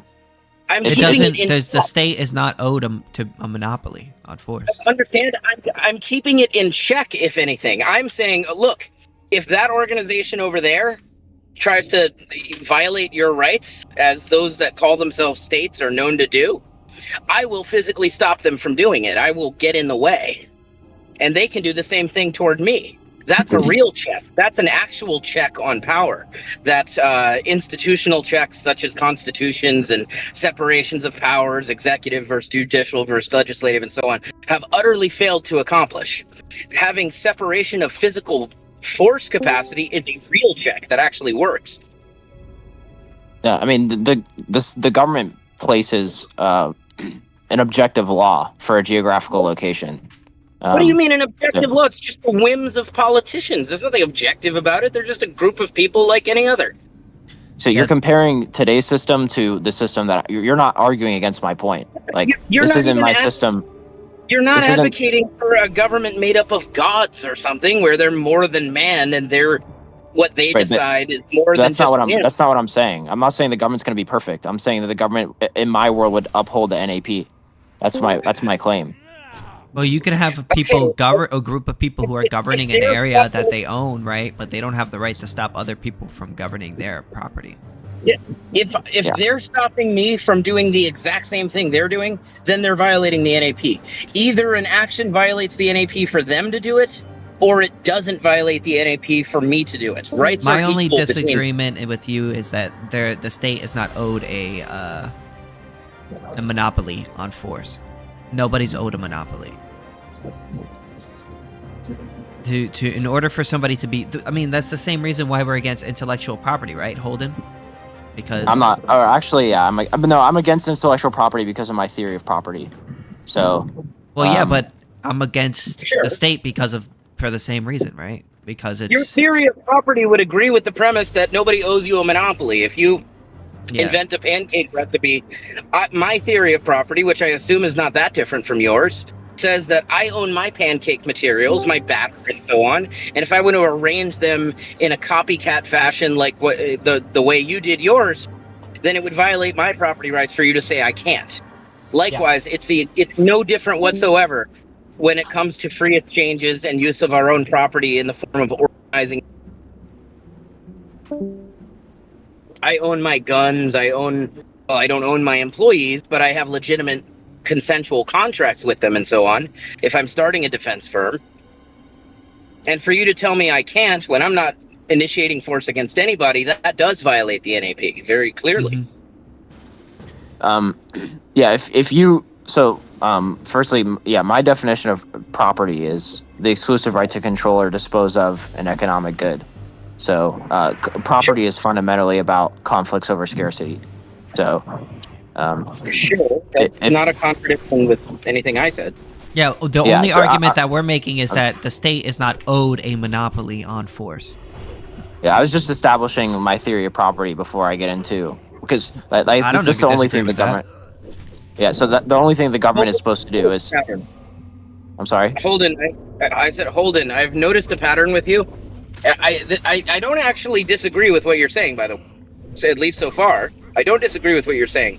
But it seems like in general, when you say things, in your mind, in deciding how to put it, you go, how can I make this as nerdy as possible and indigestible to most people who are going to hear it as I can? I understand. My goal is to be correct. Like, I don't care about convincing people. I just want to be correct about things. So, what is the point of saying you can be correct by yourself? What is the point of saying things for others to hear, if not to influence how they think about things? Well, you could be saying it to. Well, I'm debating you right now, right? So, my goal here is to test my beliefs against you. So, if I happen to be incorrect, I can change my belief. So, my goal is to make myself more correct about the world, like my worldview to be more on par with reality. So, if my worldview is closer to reality, the better it is. Convincing people has nothing to do with that. It doesn't matter if 1 billion people agree with me or nobody agrees with me. That has no relevance to whether or not I'm correct. Okay, fair enough. I think that we're straying from the actual topic of discussion, which I think was, I don't think that the state is owed a monopoly on force. I don't think anyone's owed a monopoly on anything, because the reason why that is if you say somebody or some person is owed a monopoly, that would entail the violation of someone's rights. Because then it would be like, you can't do this with your property. Lysander Spooner has a very fitting quote that pertains to this. He said, "It is self-evident that no number of men, by conspiring and calling themselves a government, can acquire any rights whatever that they had not before as individuals. And whenever any number of men, conspiring and calling themselves a government, commit any act which they had not right to commit before as individuals, they thereby declare themselves trespassers, robbers, or murderers to the nature." Yeah, and Lysander Spooner is super based. I got disconnected, by the way, but I think I heard KingSithis said, this is what I heard. So I heard KingSithis say the government isn't owed a monopoly. And then I basically only heard the last end of what taxation. So basically what I was saying is that the state is not owed a monopoly, because if it's owed a monopoly, that would entail a violation of property rights. The same way as if you are owed a monopoly to an idea, that would entail the violation of property rights, because if you are owed in a monopoly at anything, you're basically saying you have the right to restrict others on their property rights when they have not initiated force against others. I'll just say the quote again, because he said he didn't hear my quote. "It is self-evident that no number of men, by conspiring and calling themselves a government, can acquire any rights whatever over other men or other men's property that they had not before as individuals. And whenever any number of men, the government, commit acts which they had no right before as individuals, they thereby declare themselves trespassers, robbers, or murderers according to the nature of their act." Yeah, so if the government is entrusted upon protecting the right to property, it assumes a law over a geographical location for which property rights are protected. So if another person tries to start an army, they're de facto like trying to be a government, or trying to play the role that the state is playing. Well, I differentiate between state and government. If it's okay for them, then it's okay for me. They don't have special rights. Yeah, the Okay, state. well, how would you? That would entail the violation of another person's rights, because you can start, and that's like saying, oh, I shouldn't be allowed to take drugs because if you take a drug, you're gonna increase the chance of me stabbing somebody. But it's just like, yeah, but the act of me doing a drug does not entail me violating another person's rights. Me and my group of friends starting an agency of protection does not entail the violation of another person's rights.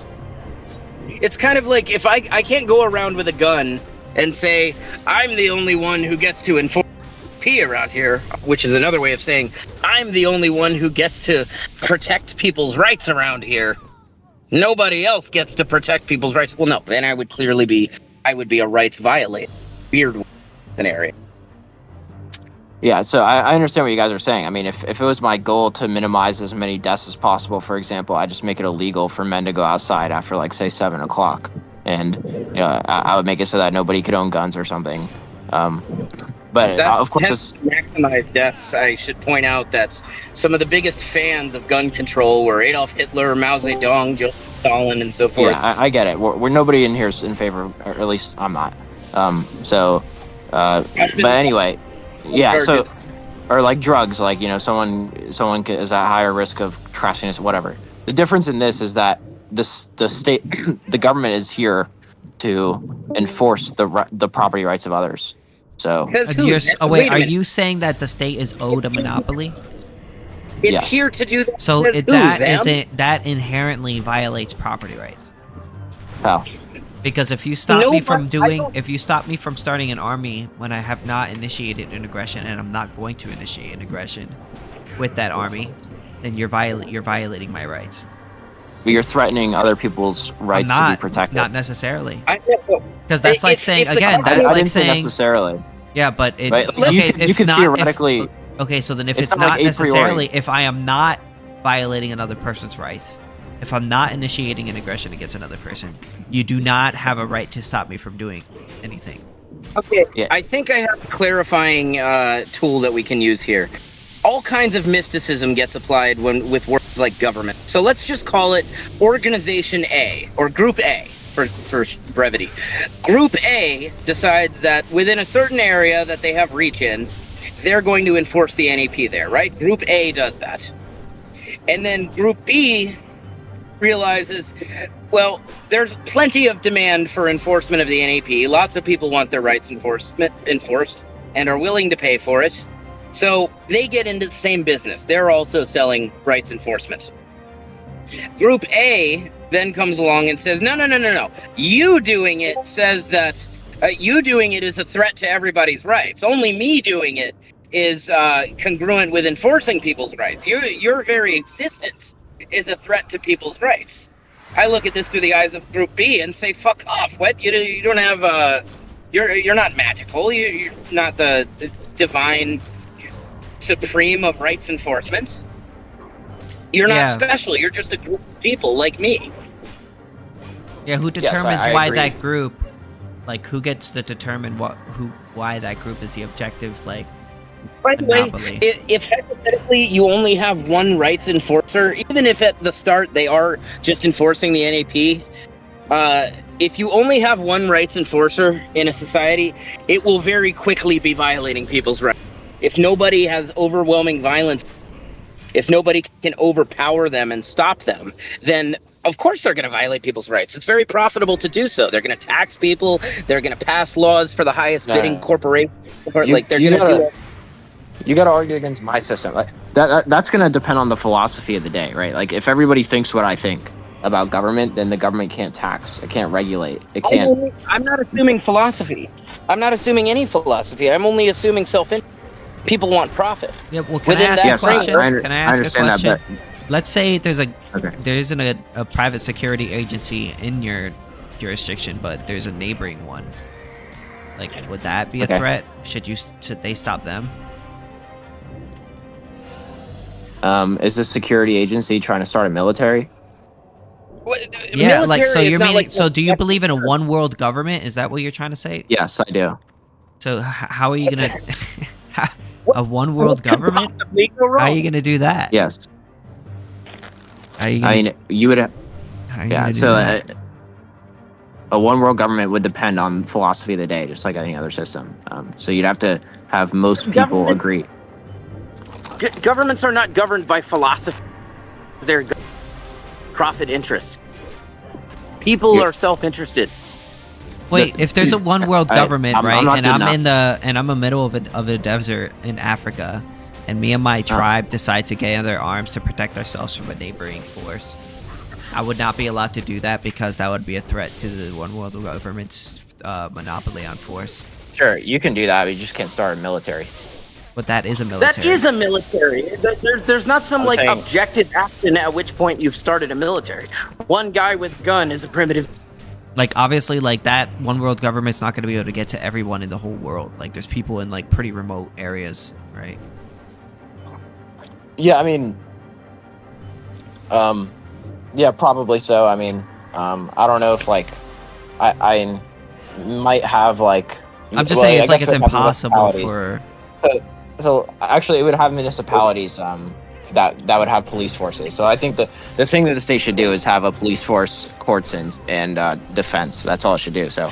But what about like remote tribes? Like, would that be illegal now because that's like a threat to remote tribes? Like if you wanted to live in your own remote tribe, then that's great. Yeah, but then you wouldn't. It wouldn't be like a one world government anymore. It would be like many hundred mini governments, basically. Yeah, what distinguishes the government is the government enforces a law over a geographical area that is over property? a defined geographical area. It determines what the law. Is that their property? Is that area No, their not. property to No, make they decisions about, or protect the property in the area. It's not their property. The government would own no property, so all capital goods would be privately owned. Well, they need to own some What if property. I'm They're a going to need to property own the owner? guns that they use to protect you, right? They're going to need to own they the would rent them. PlayStations, right? They would rent everything, and all from private owners. If I'm a property owner in that area, maybe I don't that or You're cutting out tax. If there's a neighboring private security agency in another municipality, wouldn't that be competition? No, it's upholding the same law as the state. So the state But that doesn't change whether or not it's, still competition. Like, for instance, like there's different countries that have murder laws, the same murder laws, right? But they're still different states, right? I'd say the difference here is that these municipalities are direct subsidiaries of the state, so the state is there to protect the NAP. Yeah, but they're different states, right?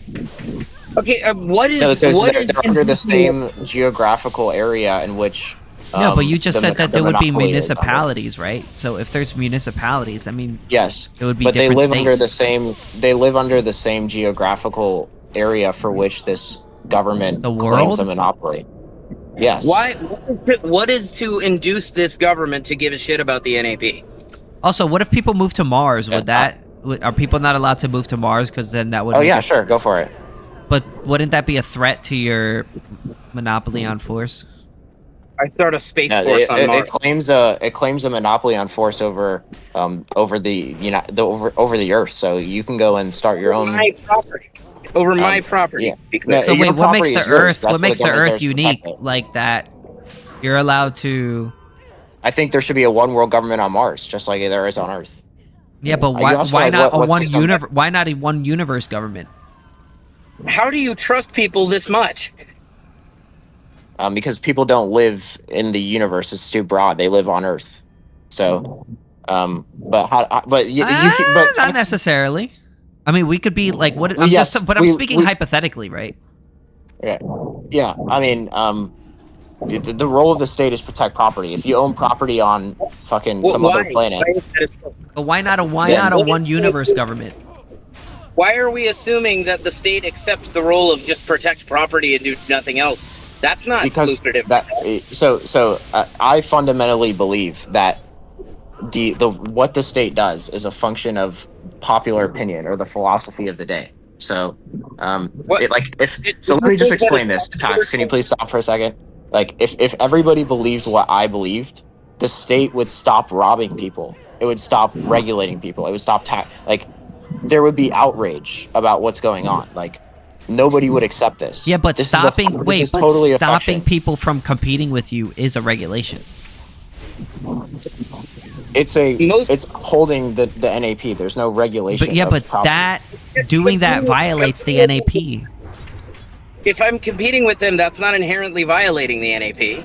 If all I'm doing is enforcing people's rights, and if I'm acting as a check on the government, if I'm another army that says, I'm watching you, buddy, you don't get to go violate people's rights. I'm here to make sure you don't, among other things, as well as to protect people from other criminals, then I'm not violating the NAP. Yeah. Therefore, to use violence against me for it would violate the NAP. I don't think it's feasible to have a one world government. I don't. Yeah. Wow. I think it's just better. I think it's easier to have smaller states, make the states smaller and smaller and smaller until we have like private property anarchy, where individuals pay competing private security firms to protect the non-aggression principle. In my world, all property is private property. I don't think there's just things. Well, yeah, but respectfully, I live in the real world. I don't live in your world. You know what I'm saying? No, I don't. You don't know what I mean by.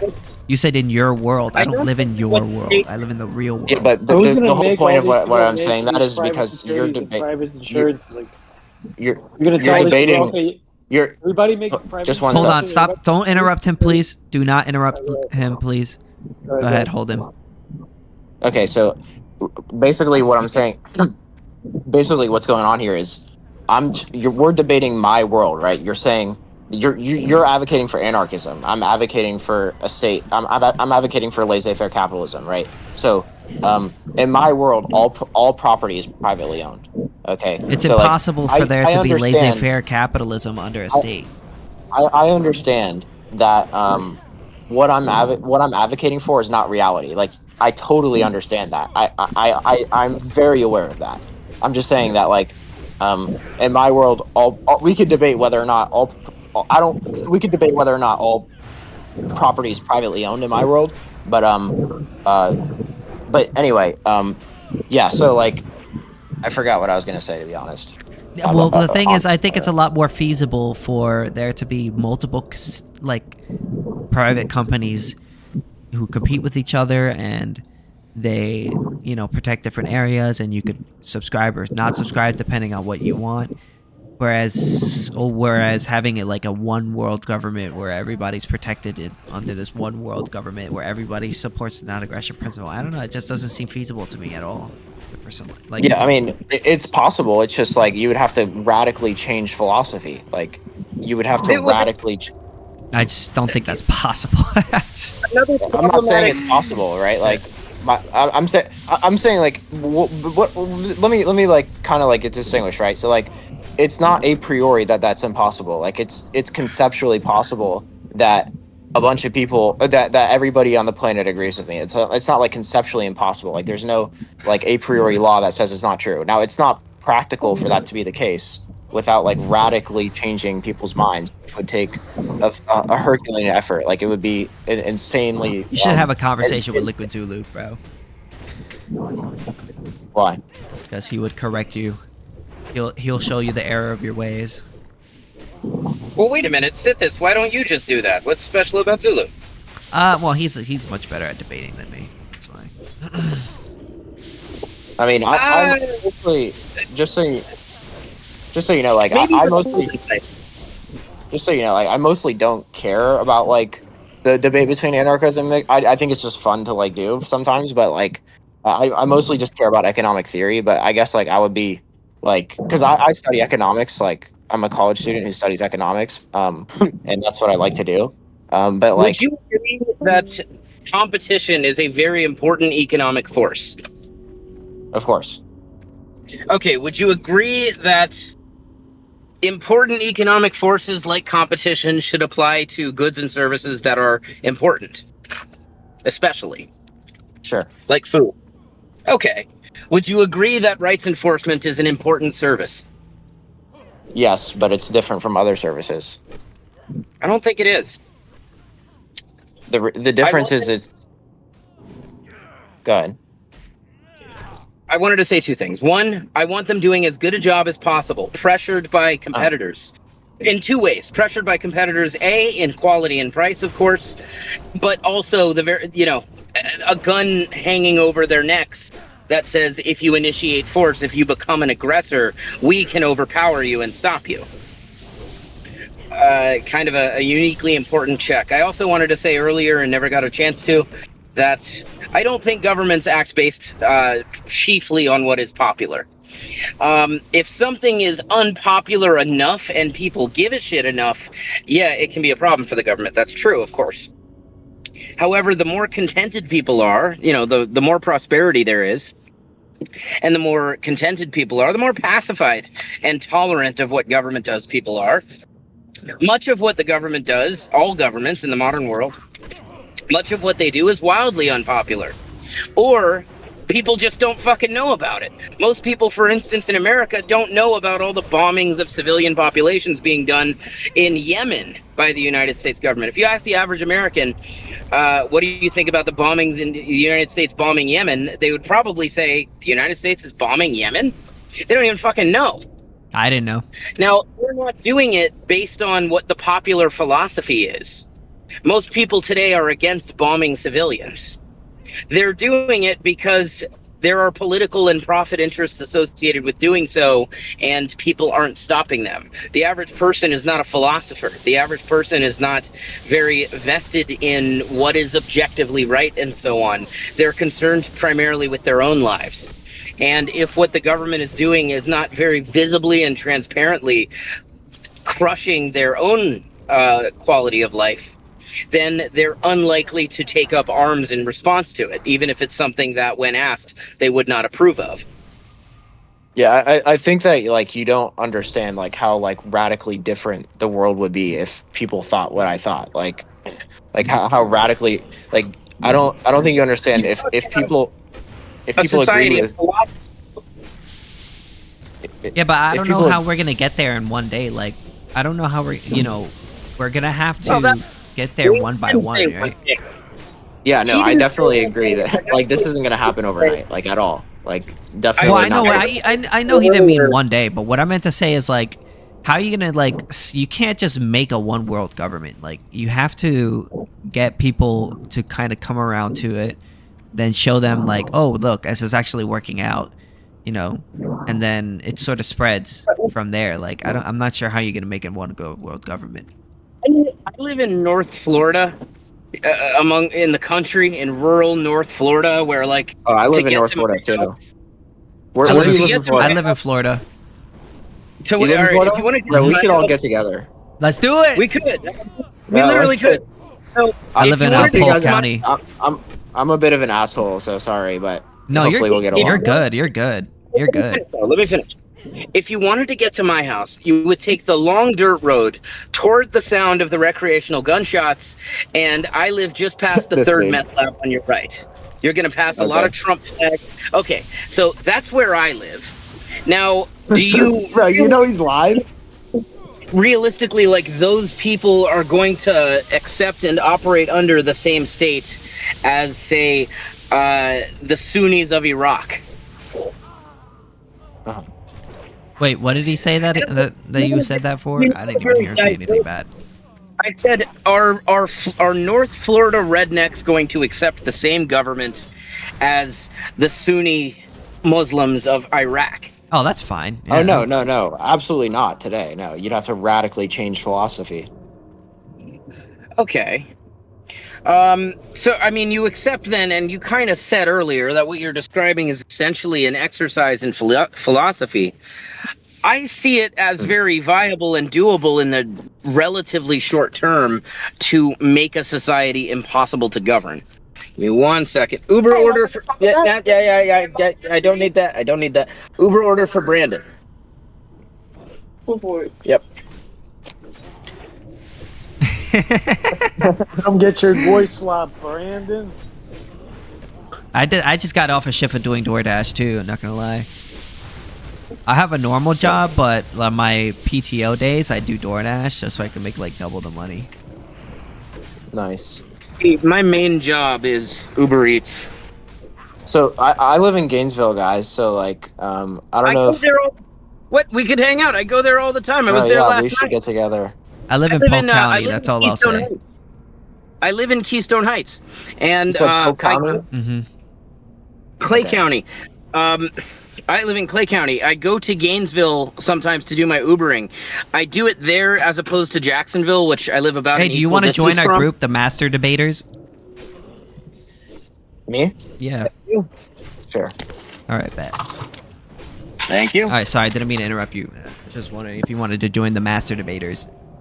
Yeah. By the way, I probably won't debate like anarchism a lot. It would just be like more economic theory, but yeah, just like if that's fine with you guys. You got to be with us, bro.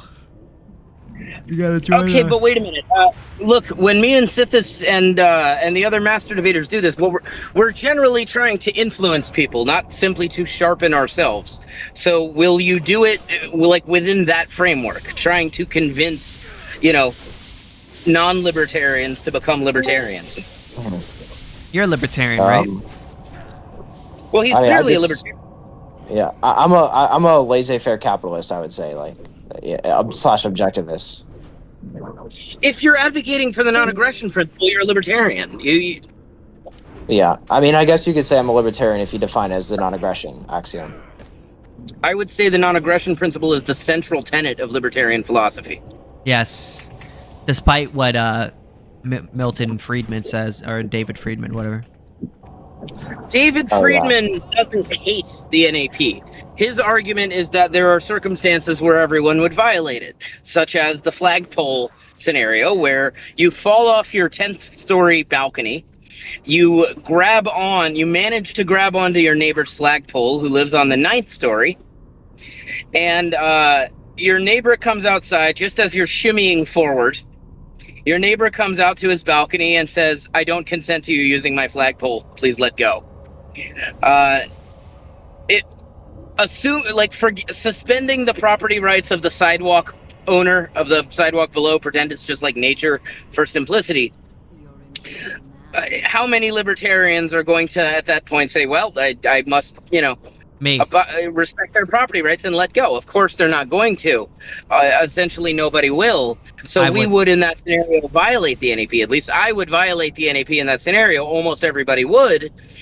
But I don't think that's like some refutation of the NAP. I think it just means there are scenarios where we would violate our own principles. Doesn't mean we can't believe in those principles and think that should be the law. It just means, I mean, there are scenarios I would steal. There are scenarios I would murder people. Who changed the thing to Ben Shapiro versus Ben Shapiro? Well, they always say that. They always say that I'm Ben Shapiro for some reason. Oh, that was me. I'm the one that did that. Sorry, it's okay. It's funny. Look, I'm a libertarian. I support the non-aggression principle. If hypothetically I lived in famine era China, where there's no fucking food and my child is starving to death, I'm gonna kill people to feed them to my kid.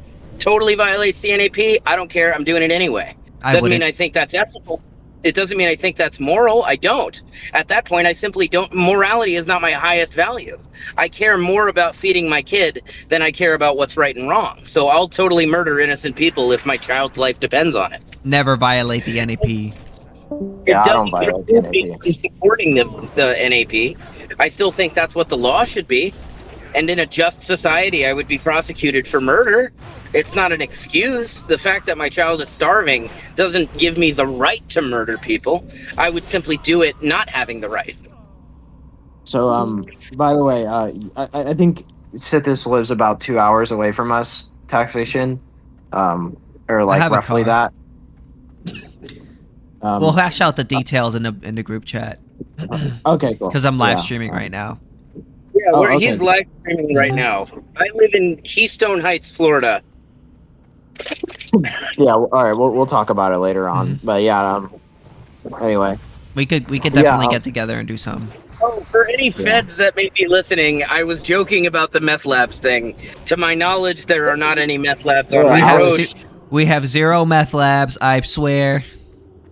Whenever you said that, I was like, bro, like, what the fuck is wrong? I'll put it this way, though. If you drove on my road and just looked around, you'd say, okay, some of these places have to be meth labs. Like, there's just all these random redneck structures, these just weird redneck structures everywhere. You know, there's a degree of libertarianism when you get out in the country. Not just ideological, although there is some of that, even though they don't know the word libertarian. They think like libertarians often. Like, does anyone get a building permit for anything they're doing out my way? Fuck no. Does anyone worry about getting a tag for hunting? Fuck no. No, people go outside, shoot guns, hunt what they want, build what they want. Like, we don't have the fucking municipal Karens out coming and inspecting us. We're just way out in the sticks doing our fucking thing. I could honestly go out into my front yard, hop on a four-wheeler, buck naked, shoot a machine gun up in the air, and nobody would give me any trouble about it. Unless a bullet landed on someone's house or something. Which is possible, I guess, but unlikely. Alright, I added you. Okay, cool. That's why I bought property out in the country. Just, you get more freedom naturally, no matter what the laws are. It could, even if hypothetically, like, places like Clay County, where I live, you know, had, like, the most tyrannical fucking, like, North Korea-ass laws. In terms of personal freedom, like, on an everyday basis, you end up with far more of it. It's kind of like the equation of how there are countries that have way worse laws, like in certain respects, Mexico and you know, in many ways, African countries, they have way worse laws, and this totally stifles industry and fucks them over economically in a big way. But when it comes to personal freedom, their governments are so weak and incompetent that you can kind of do whatever you want. Just when it comes to just like personal freedom. I don't mean large-scale enterprise where you're investing in a factory and stuff, but just what kind of shit you do with your own property, what kind of plants you have, and so on. Like, what kind of weapons do you play possess. World of Warcraft? Any of you guys? I don't. No. Okay. I've seen the South Park about World of Warcraft. Does that count? No. Not good enough. Fair. Yeah. You should play it. I played, when I was a kid, I played RuneScape. Yeah, RuneScape's pretty good. It's kind of like but I've never played it myself. RuneScape was like World of Warcraft for poor kids. For kids who did, like, because World of Warcraft, you gotta pay for it. RuneScape, there are member worlds, but you could play for free. And so that's what I did. Nobody would buy me World of Warcraft. Well, you can play on a private server. Those are free. Was that the case in like 2007 and shit? No, but now it is. I'm sure it is now. I just don't have fucking time for video games these days. I just work too much, and when I'm not working, I try to squeeze in writing my book. Yeah, you should finish that up. I want to listen to it. You should make it audiobook too, so I can actually read it. The problem, honestly, is just how much I have to work. When I write in my book, I can't just do like half an hour of writing my book. You should make it takes me more AI than to half do an hour. it. It takes me more than half an hour just to figure out where in the book I want to work on, because I'm not going exactly in linear order. I have a very ADHD way of writing a book. Yeah. Right now, I'm like 17 chapters in, and I'm right now working on chapter 5. I see.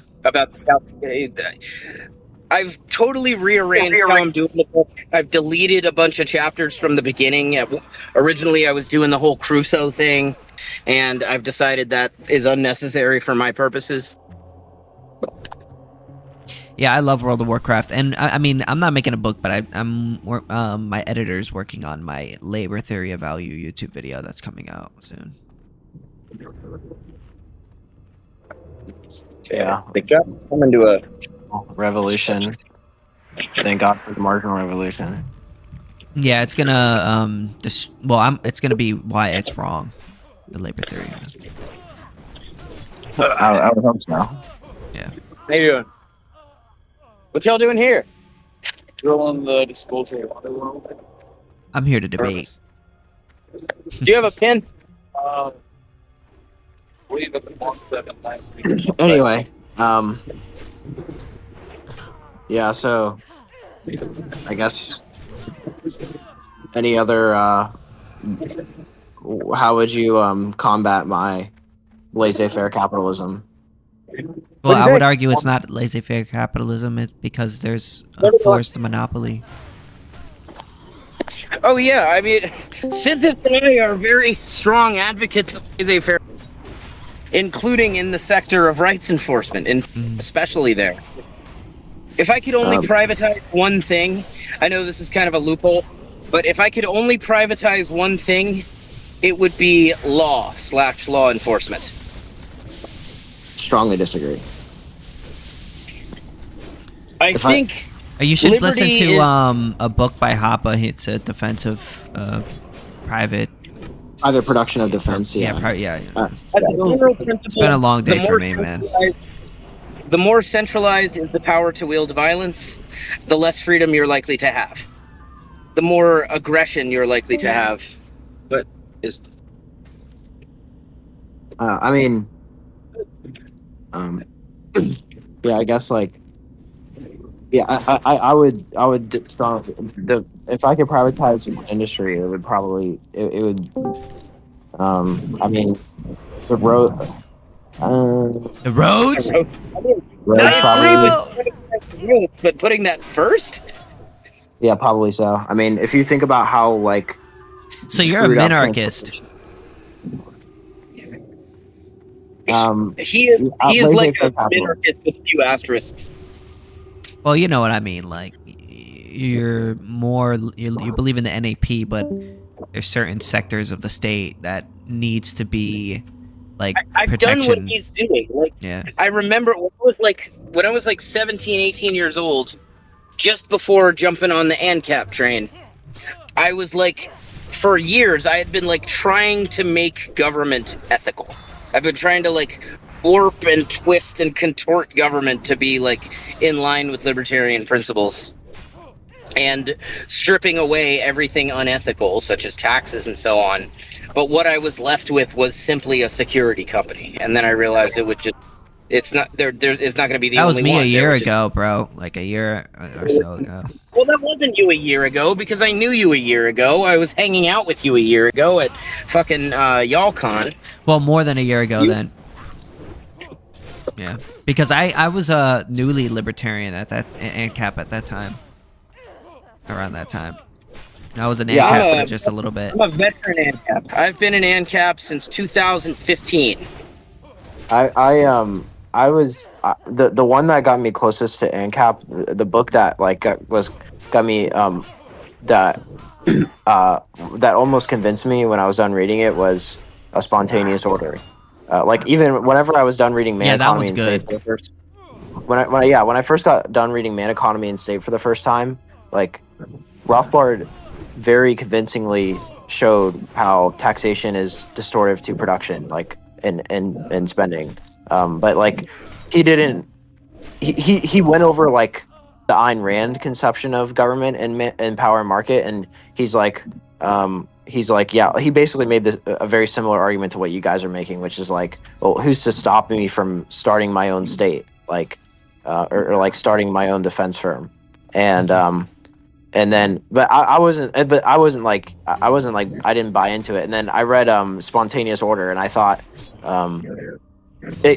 Spontaneous Order is more of like a law, like basically, it's more of like law and legal theory, but it also incorporates some economics in it, of course, because like it describes contract, it describes property, it describes. Well, at first it starts describing. At first it starts reading out like what laws we would have as in like what you would see as a non-aggression, as it would be applied to the non-aggression principle, and then like how disputes would be resolved, and then it goes into like how the market could like replace the state and why it would be better than the state.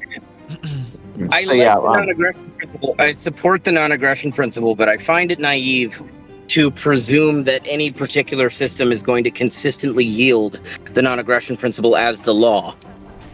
Even market systems. State systems, I'm obviously far more skeptical of producing an outcome like that.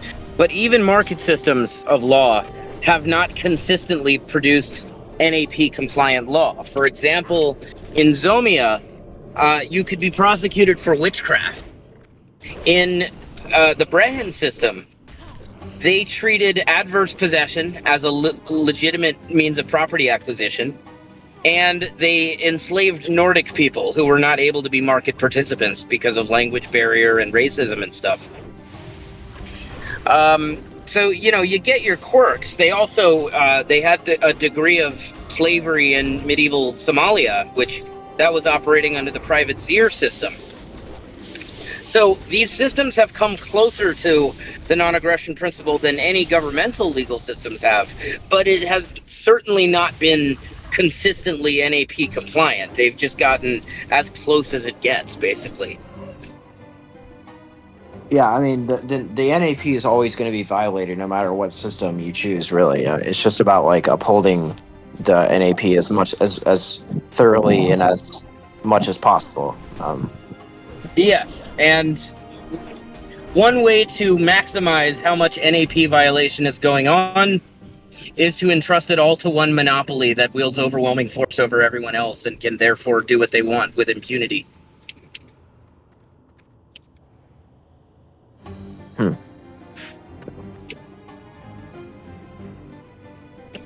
We need to abolish government.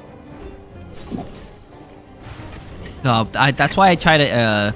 The thing is, I try to differentiate between government and state because I feel like anyone could be a government. Like a private property owner could be a government of their own property, right? The issue is that the state governments, that's the issue, in my opinion. Language is meant to clarify in communication. When most people say government, they're not talking about a property owner deciding what happens with their stuff. They're talking about the state. They're talking about an institution of monopoly. Yeah, I know. I'm just trying to, I don't know, be more clear. Obfuscate. You don't think of it in these terms, but you're kind of trying to obfuscate when you do that, or at least that's the effect. No, because I'm sure if when I things differently than everyone else does, that's the effect, is you confuse and obfuscate, and people talk past each other. I used to be guilty of this constantly, by the way. Yeah, but I don't think the only way, that's like saying the only way you can govern property is through a state. No, but the word government, when people say government, the government, they're thinking of the state. Yeah, almost always. Yeah, only I know when that, you get into but that's why I differentiate the two. When you get into like weird caverns of esoteric philosophical camps, then you find people start differentiating state and government and stuff. But in normal everyday context, in normal everyday context with normal everyday people, they're not making that differentiation. And they're going to look at you funny when you do, and they're not going to understand what you're trying to persuade them of. Maybe on the outset, but if I'm having a conversation with them, I feel like I could just explain it to them. That's true, but isn't it much simpler when you don't have to explain definitions that people thought they already have a definition? I'm kind of just used to it because ANCAPs use a lot of different definitions for a lot of things. See, I don't. That's one thing that separates me from a lot of other ANCAPs. I will only use words the way I think everyone else does. As closely as possible, you know, to just how a word is colloquially in common usage applied. And I have found tremendous reward in since I started adopting this framework in my ability to... Well, people don't use this word aggression in the way that we do.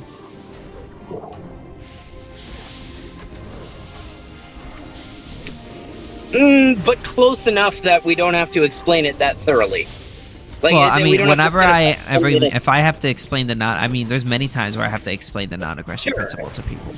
Insults people might think of insults as aggression and stuff like that.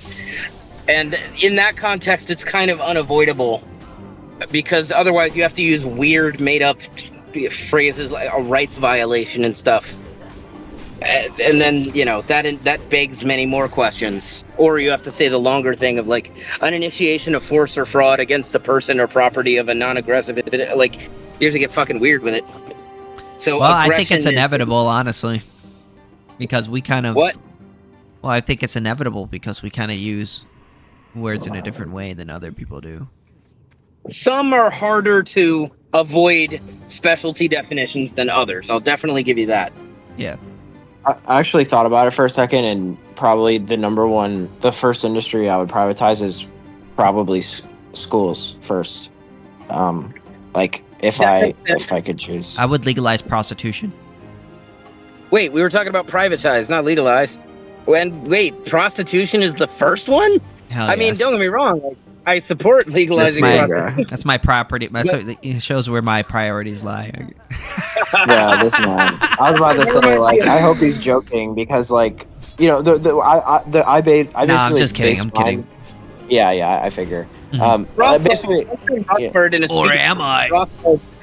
Rothbard said, in New York my City, body, my choice. They closed down the burlesque houses in New York City, and I took this as a personal affront. Tough. I love Rothbard. Said tough. But it's kind of hard to listen to him speak. He was funny, though. All of his videos are very low quality. Like, not like in terms of him speaking, but in terms of the audio and video.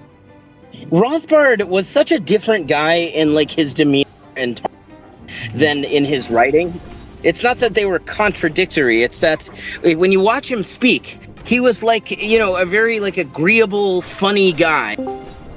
But then when you read his writing, it's just it's a whole different kind of thing, whole different vibe. I'm kind of the same way, by the way.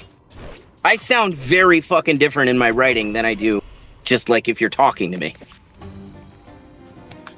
You sound like Milton Friedman. David Friedman when you talk sometimes. Do you mean my inflections in voice or like how I Thank you for your visit. I don't know, like the way that you talk. Wait, no. Normal business hours. I have an Uber for Edric.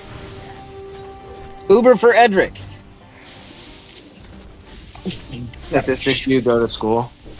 Who, me? Yeah. No, I'm 28. Okay, gotcha. I just. I'm saying like. Okay. Hey, I just enrolled in, last night. I just enrolled in Arizona. And I do State my University. YouTube stuff for fun. Like it's kind of just a hobby. Uber for Edric. Oh, that's the book. That's cool. I see. There's a guy. How do you feel like? When did you first get interested in libertarianism, if you don't mind me asking? Yeah, sure. I became a libertarian. Yeah, I think I was like 21, 22-ish. The reason why is because I stumbled upon a bunch of... The thing was, I was a Republican, and I didn't really know what libertarian was. I was like, for me, it was at that time, I was like Republican, Democrat when I was much younger. So I was Republican, and then I stumbled upon a bunch of like John Stossel videos, and I really liked his videos. John Stossel? Oh, you don't know who John Stossel is? Encountered Stossel. John Stossel's awesome. His videos, he was on Fox and Business, but he was a libertarian. You know what I mean? Like Napolitano. Yeah, he has a lot of good videos and good work. Oh, I've seen him before. Yeah, he's really great.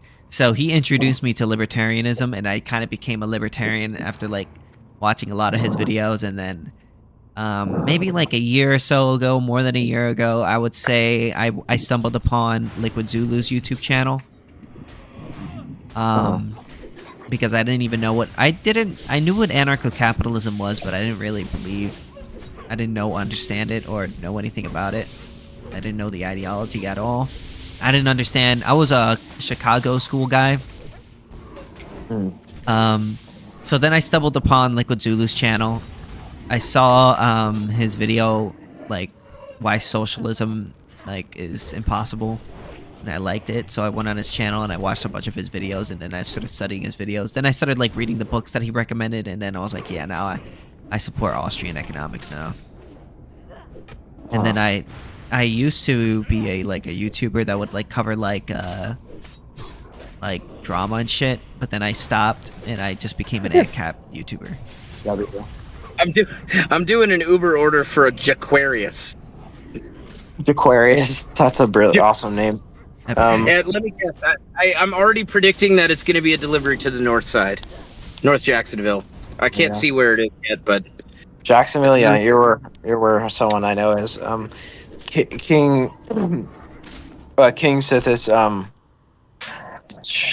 That's interesting, man. I mean, you know, I one thing that I see to be honest, like I deal so much in like theory that I'm not like used to debating these topics very often. But like I just like I'm so like immersed in economic theory. So do like they have a decent economics program at? I'm guessing you go to. Is it FSU? no, I'm in Gainesville, so Not FSU. Fucking what's it called? UF. UF. I always mix those up. You're at UF Gainesville. Oh my god, I love doing. I go over there for Ubering sometimes. I make a little more money there than Jacksonville often, depending what day of the week and stuff. But most of why I go there is because Gainesville is fucking 90% 18 to 22-year-old gorgeous young women. And I just like the sights of Gainesville. I like to just drive around and just stare at the women. What? I said this dude. This guy. Yeah, bro. He has a hard time keeping it in his pants, you know? I guess. Yeah. No, I'm kind of doing a vol-cell thing right now. It's complicated. Historically, I've been kind of the world's biggest man whore, but and back to anarcho-capitalism. Yeah. Yeah. I mean, like, but if you don't mind, like, I'll just like share this really fast. Sure. Which is like, I mean, I basically, yeah, I forgot where I was going with it. I was like, basically, I'm like, I'm so like detached from like political issues that it's so funny. Like I wrote I came back to it and like I wrote an article for Mises.org. That was like about, I don't know if you remember, like the WNBA players were saying like pay us what you owe us. Mm-hmm. Like maybe you remember that. So I wrote this article for Mises, and it was about like the wage situation for the WNBA players, and I basically just like explained why it was false, like that they were underpaid basically, and like the market mechanisms that makes sure that like there's no like systematic like undercapitalization of labor, and oh, wait a minute. Were the women of the WNBA, were they arguing that like they make less than male NBA players, therefore they're being underpaid? Was that the gist of it? That was pretty much the whole argument. Yeah. That's so retarded. Okay.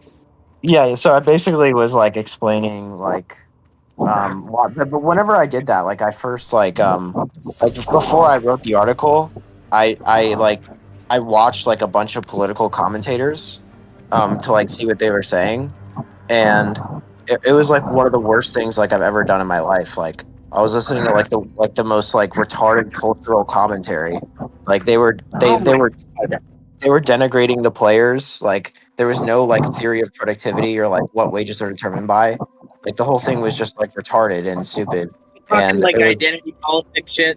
I'm guessing just, like, the value of women.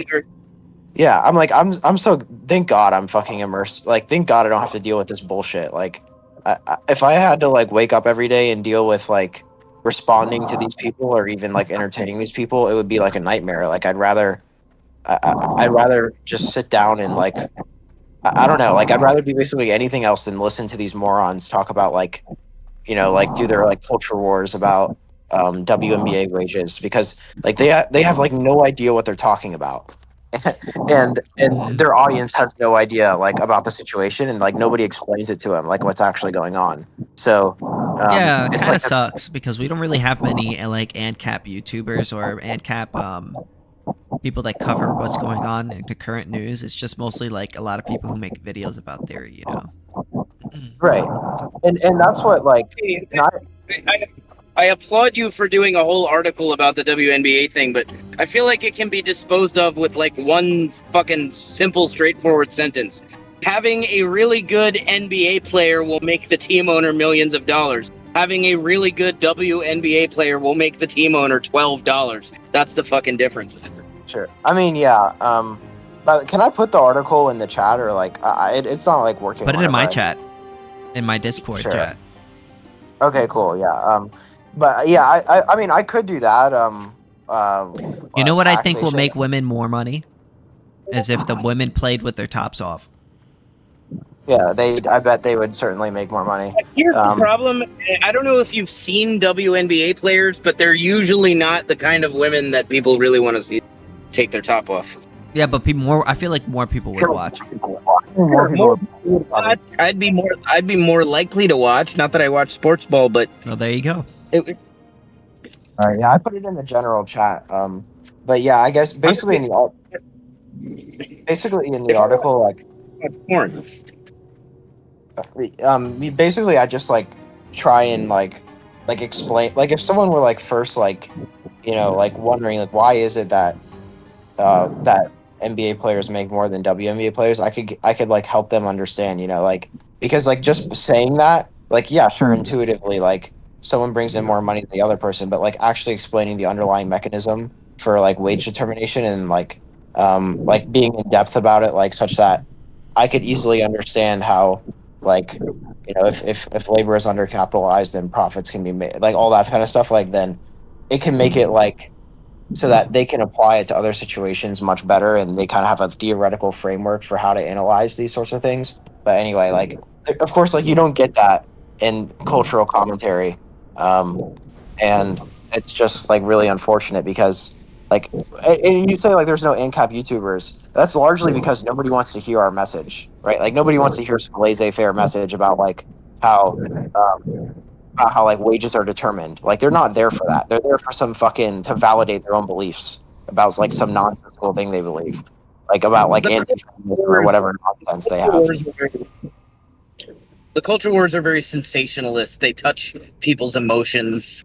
You know, things like racial issues, for instance, take priority in media and in social media and in narratives because people get emotionally charged in them.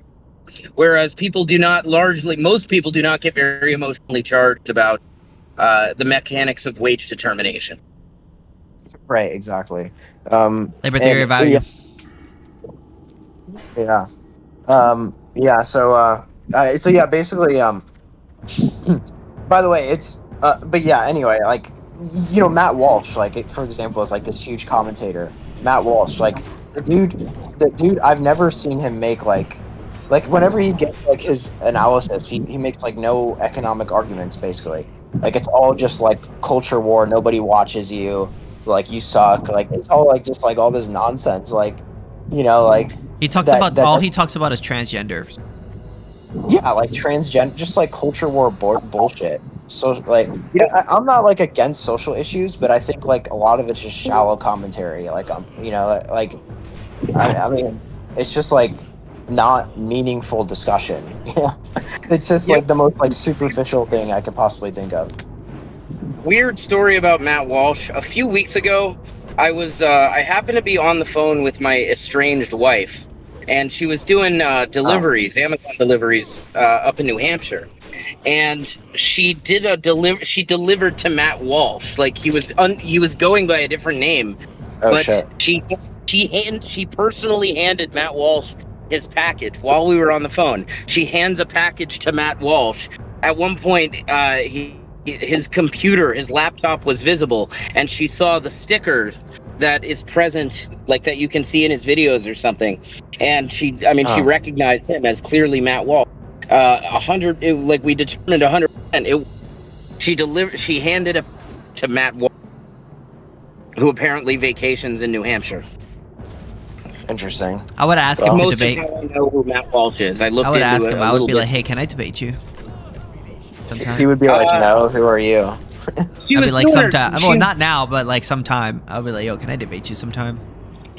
She was doing her job and not trying to have any trouble. And also, she said she wasn't expecting that, like, Matt Walsh is going to be very welcoming to the ideas of the purple-haired Amazon driver. Purple hair. Yeah. She's got purple hair. Well, purple on one side, my pink on the God. other. It looks good. It's a Looks very good. curse. Yeah, I I mean, like- I honestly don't even like when I say I don't want to convince people, like I really don't. But like I almost want to like make sure people like Oh, Matt it's for the Walsh clout, state their 100%. belief system. Yeah, like Matt Walsh, like I don't even want to like fucking convince him that he's wrong. Like stay in your own fucking like anachronistic belief of the world. Like Okay, but they recruit. They recruit other. sure. Sometimes you can have like ripple effects. You Yeah, know, sure. Convincing one person can sometimes lead to that person. I've actually done this. One time at an Acapulco, I was at a penthouse party in an Acapulco. And that, I don't know if you remember that guy T, but he walked up to me, asked if I was who he thought I was, and I was. And he's like, dude, you're the one that made me an Ancap. It was watching you debate somebody in the comments on Facebook that convinced me. And then he went on to convince, like, you know, he had like 1 million people on YouTube or something. I didn't even know he was tuning in to that debate. Like, Sure, yeah. Why should I trust the it's government? amazing. It's amazing, like how many people like Ron Paul. You know, like you think like a guy from like 12 years ago, like convinced, you know, like who just like by running in like the primary or whatever. I don't know like what elections very well, but like you know this dude like he was like what he was saying was like so different from the other people that like it just like sparked interest in a bunch of people. You know, like everybody's saying, "Oh, we want to fight these wars. Oh, we want to print this money. Oh, we want to," and like, and then Ron Paul's like, "Oh no, we shouldn't print the money," and "Oh no, we shouldn't have welfare," and like all this stuff. And it's like, you know, it's like so radically different. It's like, oh my, like it's almost like galvanizing. Like I want to see it more. Like, you know, it's and then it's like, yeah. But anyway, like it's just like how many minds he how many minds he opened was just it's just like it's like not even it's like I can't even comprehend like how many minds he opened. But by the way, of course, like whenever I say I'm not trying to convince people, I'm not saying that convincing people is a bad thing. I think it's a really good thing to convince people. I just don't see it as my role on the planet. But that's beside the point. Basically, what I'm saying is that like I totally see what you're saying. It's crazy if you go to like a libertarian event and just, you know, by show of whose journey of libertarian fucking hands are going to go up, and then how many others there were ultimately influenced by one of the hands that went up, you know? One guy can do a lot. Fair, yeah, definitely. Especially in like today's world where information can get away like so fast, like, and you know, yeah. I mean, it's really amazing. But hopefully, we'll have like in like this we need someone who could like fill the role of like the communicator, you know, like someone who's really good at that. And then we need like the theorists too. But you know, we have a lot of theorists and not enough communicators. Every now and then you get someone who's both. I think we actually have too little theorists, in my opinion. But like, but you know, that's like I guess I'm like biased, but you know, I feel like most of us are theorists, where most of us are like, I don't know, but that's just me. I mean, I think that like, I mean, I guess like, I think that even Murray Rothbard like moved away from theory early, like late in his career. Like the true intellectuals of the of like Austrian economics, like von Mises mostly stayed in theory. Bauwerk mostly stayed in theory for his career, but like Hoppe and you know Rothbard and like especially Rothbard later after he wrote Man, Economy, and State. Like Man, Economy, and State was his best book by far, and And like, you know, like economic theory hasn't been improved that much like over the last 50 years. Like like An Ancap State was written in the 50s. Like it's Yeah, been but the like, thing is, right? Most people don't Hold even on, know I what think you're Austrian gonna like my economics book. is. That's the thing. That's the idea. Is we're trying to push this idea out. sure, yeah, no, I totally, I totally see that. And I applaud it, like 100% applaud it. I'm just saying like, you know, making this, I'm just saying like basically improving the theory in my view is like, I mean, for me, it's my calling in my view. Like I want to improve the theory and make it correct. But two, it's like, it needs to be corrected because it's not fully correct. It's not fully correct in my view. So it needs to be more correct. It's fundamentally correct in a lot of ways, in my opinion. But like, it could be improved importantly in important ways. But yeah, no, I mean, I definitely agree that like the communication side of the thing is unequivocally important for like, you know, what we're talking about here. I like my book quite a bit. Yes, Gotcha. it's called Markets Without Government. It's about the nature of, you know, the economics of anarchy. I originally was going to call it The Economics of Anarchy, but I found out there's already a book by that title written by a left anarchist. Oh, really? What a bastard. Well, I actually think Markets Without Government is a better title. Fair. But I deviate slightly in how I present it. I don't strictly adhere to like only praxeology. Nothing against praxeology, by the way, and I absolutely do utilize some praxeology. But I also blend in empiricism.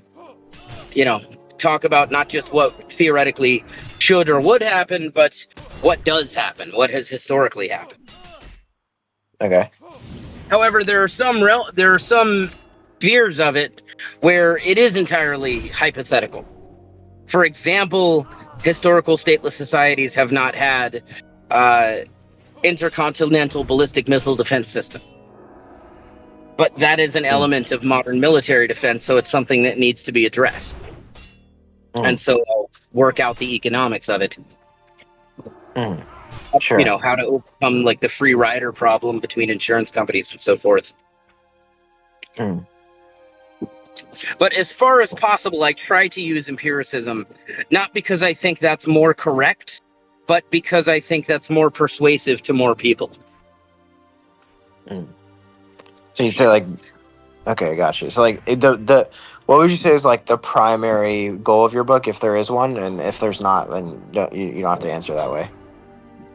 Well, the stated goal is essentially to uncover what many regard as mysterious, how society works when there is no state. My real goal, and this is not contradictory to this one, but my real goal is I want everybody who puts the book down to conclude that there should be no state, that they want to abolish the state.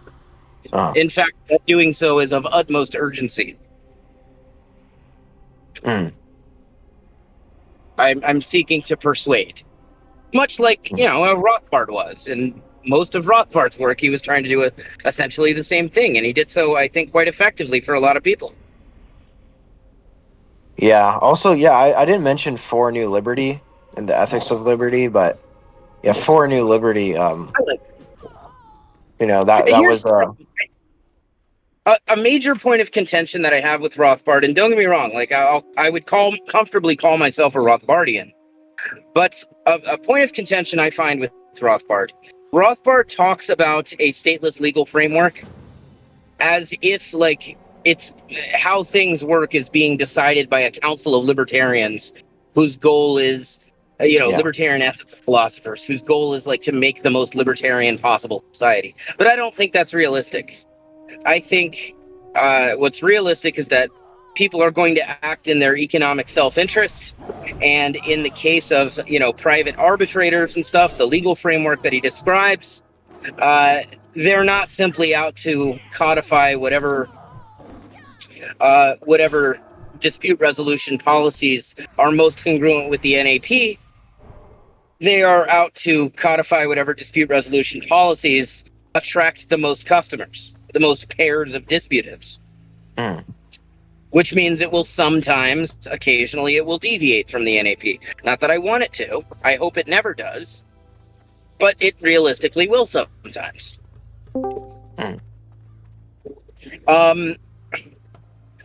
Rothbard seemed to talk as if this is not the case. He didn't really justify this assumption. He kind of just assumed it and then didn't try to justify it. He didn't even explicitly come out and say it. But it's kind of the framework that he's writing with it. Fair. It makes a little more sense with the ethics of liberty, because in the ethics of liberty, it's first and foremost a philosophy book where he's figuring out or walking the reader through the implications of his natural law theory, which, by the way, I find that to be a very problematic name. But he's walking the reader through the implications of his natural law theory, which ultimately the implications of the non-aggression principle.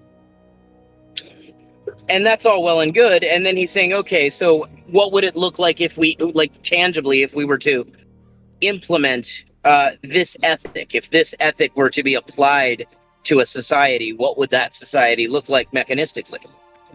So within that framework, that makes a lot of sense. But,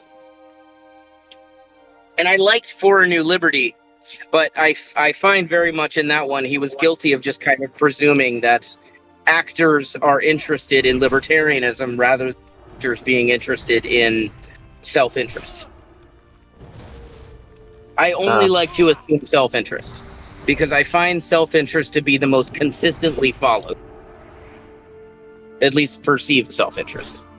Yeah, I mean, if you use praxeology, then you can derive from the action axiom that whatever it is that, you know, so that can, but I guess like... When I say self-interest, I don't mean literally just pursuit of what one's ends, which may include anything such as philosophical goals or spiritual goals or whatever. I mean economic self-interest, increasing how much money you have, how much control of material resources, that kind of thing. Yeah, I mean, yeah, he did have that idea that there would be like libertarian, like philosophers or whatever, that would like decide. I don't remember him coming out and saying that. It just seemed to be kind of an assumption. I think he did. I mean, I'd have to like pull up the something along those lines of like a libertarian, you know, like like libertarian boss or some judge, like someone like that. Like you have like some person who studies the law that would be like the neutral arbiter of like this or whatever, or would be the final, something like that. Like and For a New Liberty. I know what you're referencing. He talked about private arbitration. He did not, to my recollection, explicitly say that the arbitrators are interested in figuring out what the most libertarian policy is. It just kind of seemed to be an underlying assumption in a lot of how he was talking about.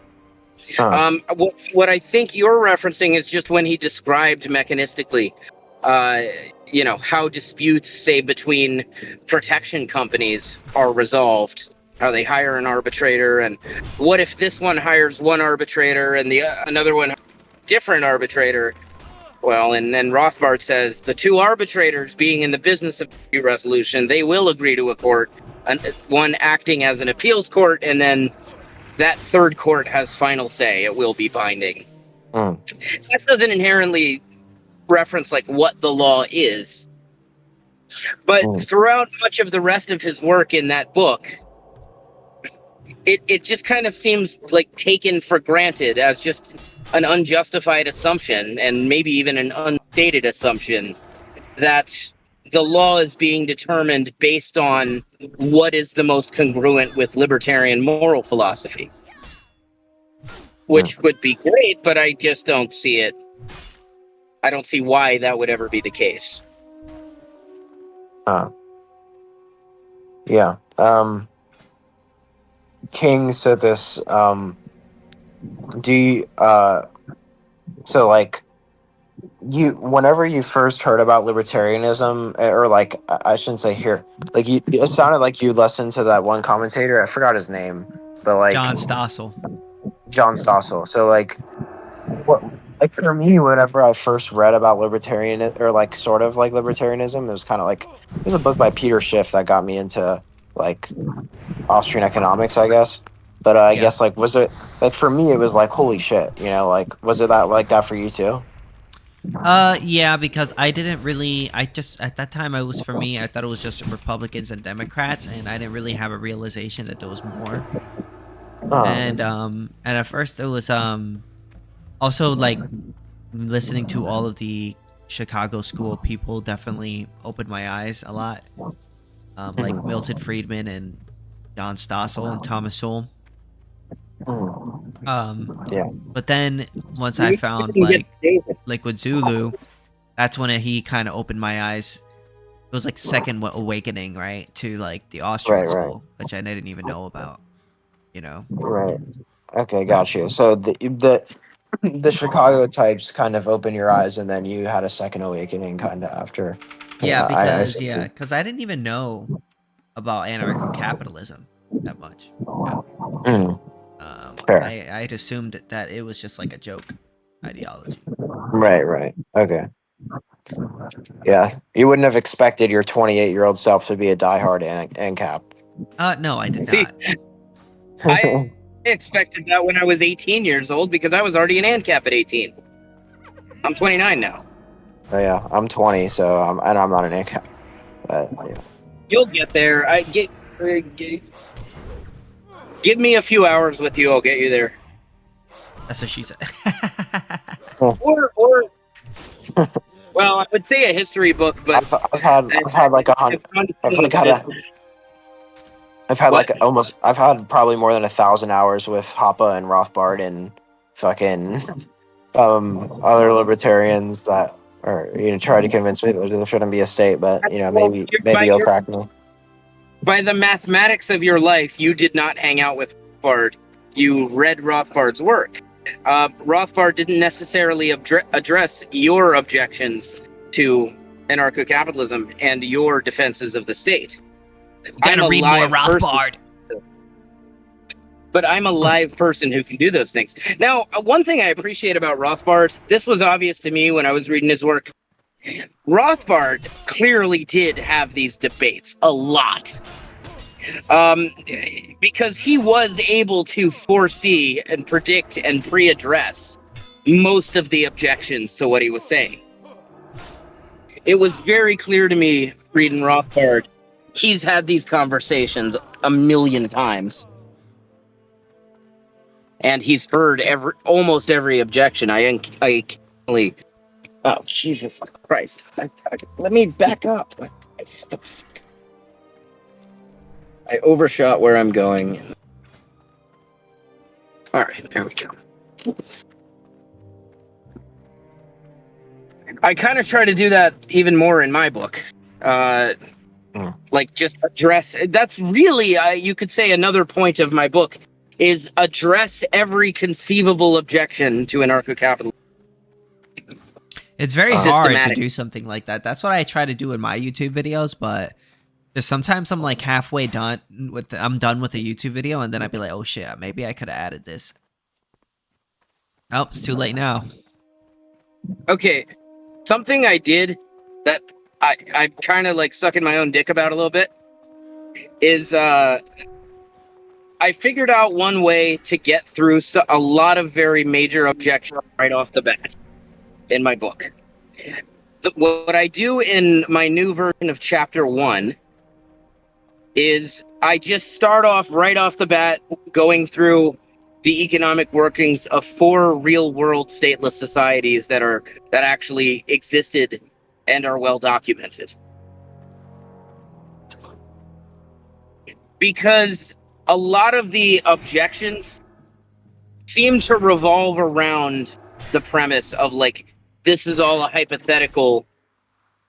You're operating in the ANCAPs are operating totally in the realm of theory and of guesses about what maybe would happen So right off the bat, I set the tone of, well, here's what actually does happen.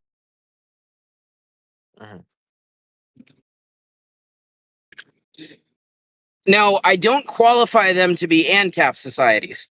I qualify them as stateless. The prevailing tendency in stateless societies has been to be mixed economies, where they are primarily market-driven capitalistic, but they do tend to have elements of voluntary socialism present, or at least mutual aid. For example, an interesting one is water. Irrigation water shit tends to be, across very different societies, it tends to be handled by mutual aid system. That's not how cattle tends to work. It's not how most things tend to work. But in medieval Somalia, as well as in medieval Ireland, as well as the American Old West, they, as well as in Zomia, these are very different corners of the world, totally different cultures. They have devised very similar mutual aid and labor sharing systems for the production of like water that runs to your house and to your farm, irrigation kind of stuff.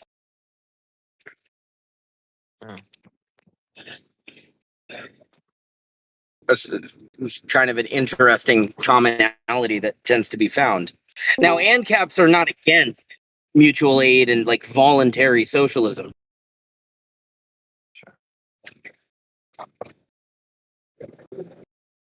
I actually don't find sharp contradiction between anarcho-capitalism and market anarchy. I think those different labels are really just an expression of one's cultural leanings and their value they are, rather than clearly what system they advocate.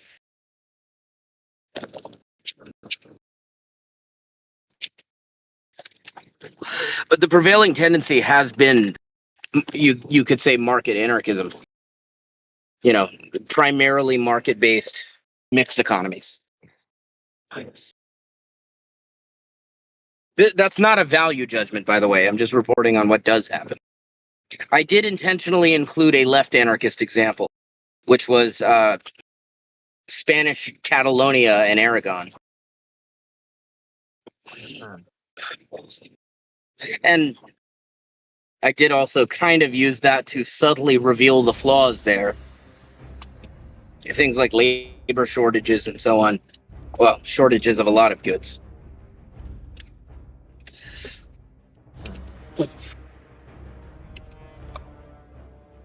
But to still establish it as a doable and possible thing. Not that I find that to be the best system. They had essentially anarcho-syndicalism. F that. I mean, I'll take that over statism, though. You would take anarcho-syndicalism over statism?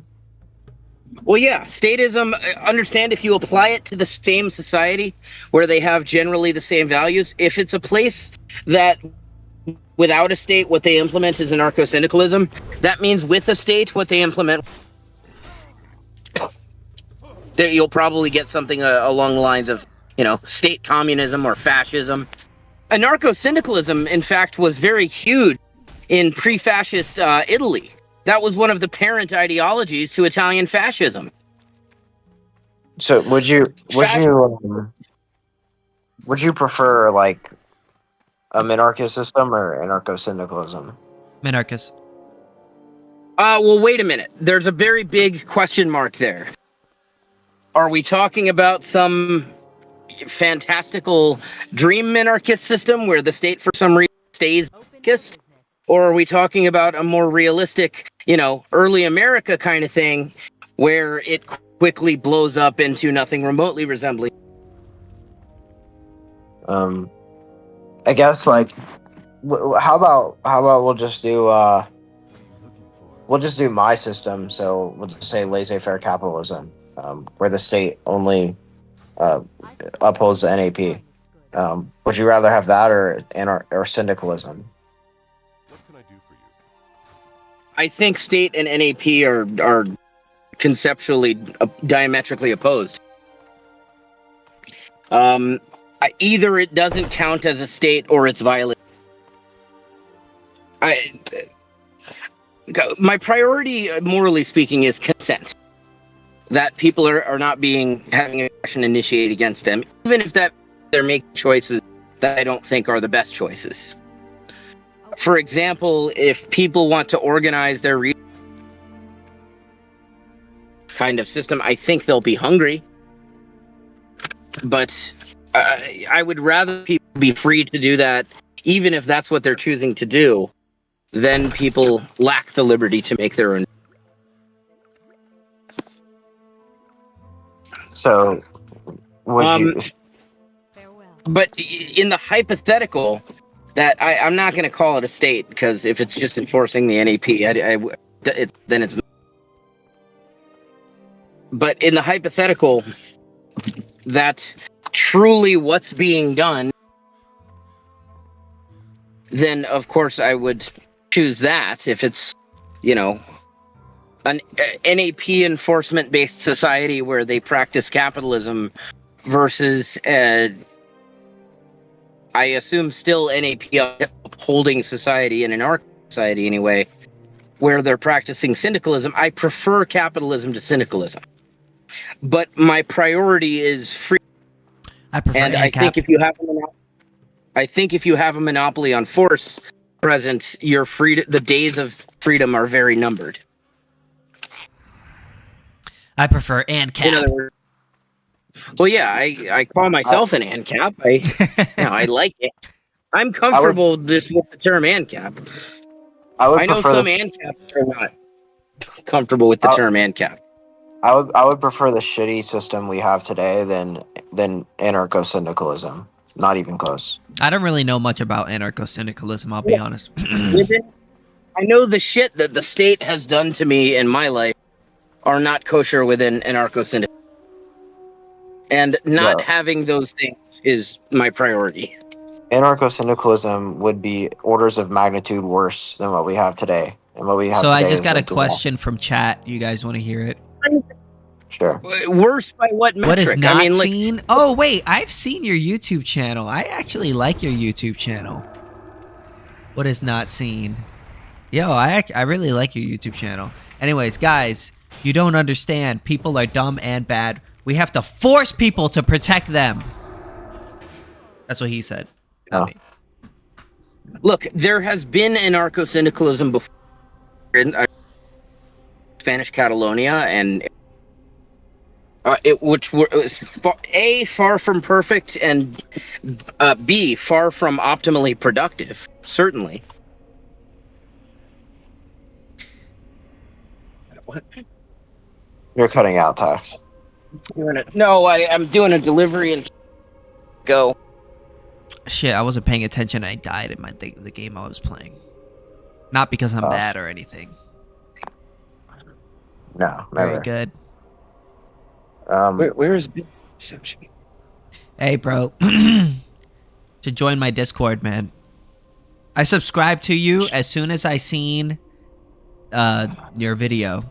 I hope you're an ANCAP.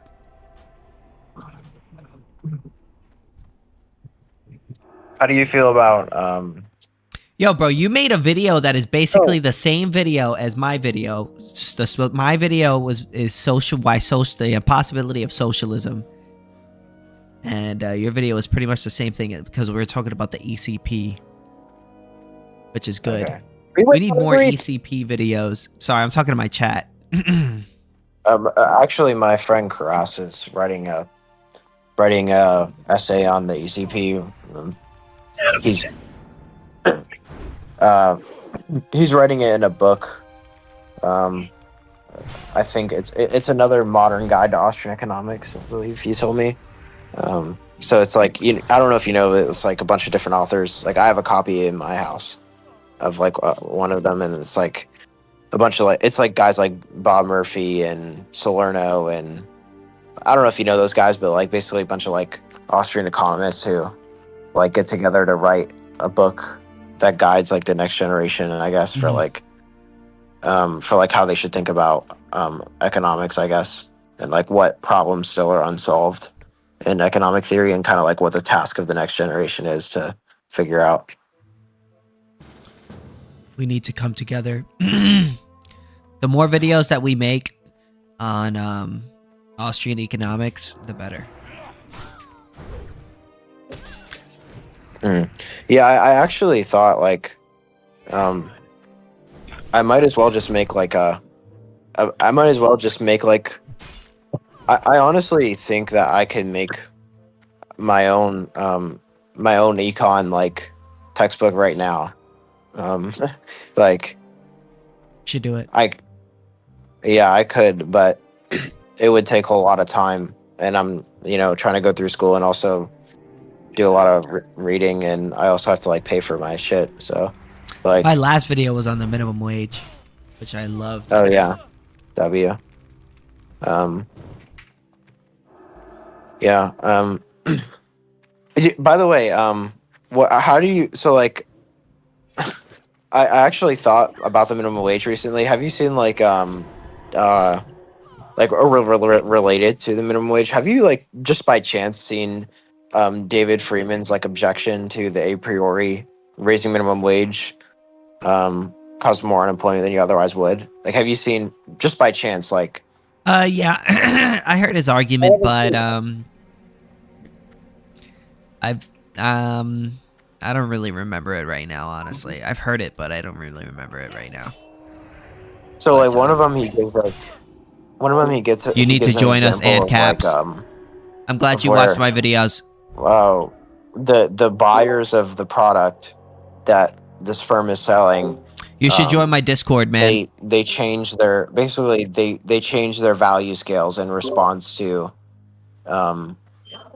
the increase in pay for the workers. So they're like, if you increase the pay for the workers, then now they value this good more. So then like the problem with that is like it's a different good at that point, right? Like you're not holding ceteris paribus, so it ceases to be it ceases to disprove a priori an a priori truth.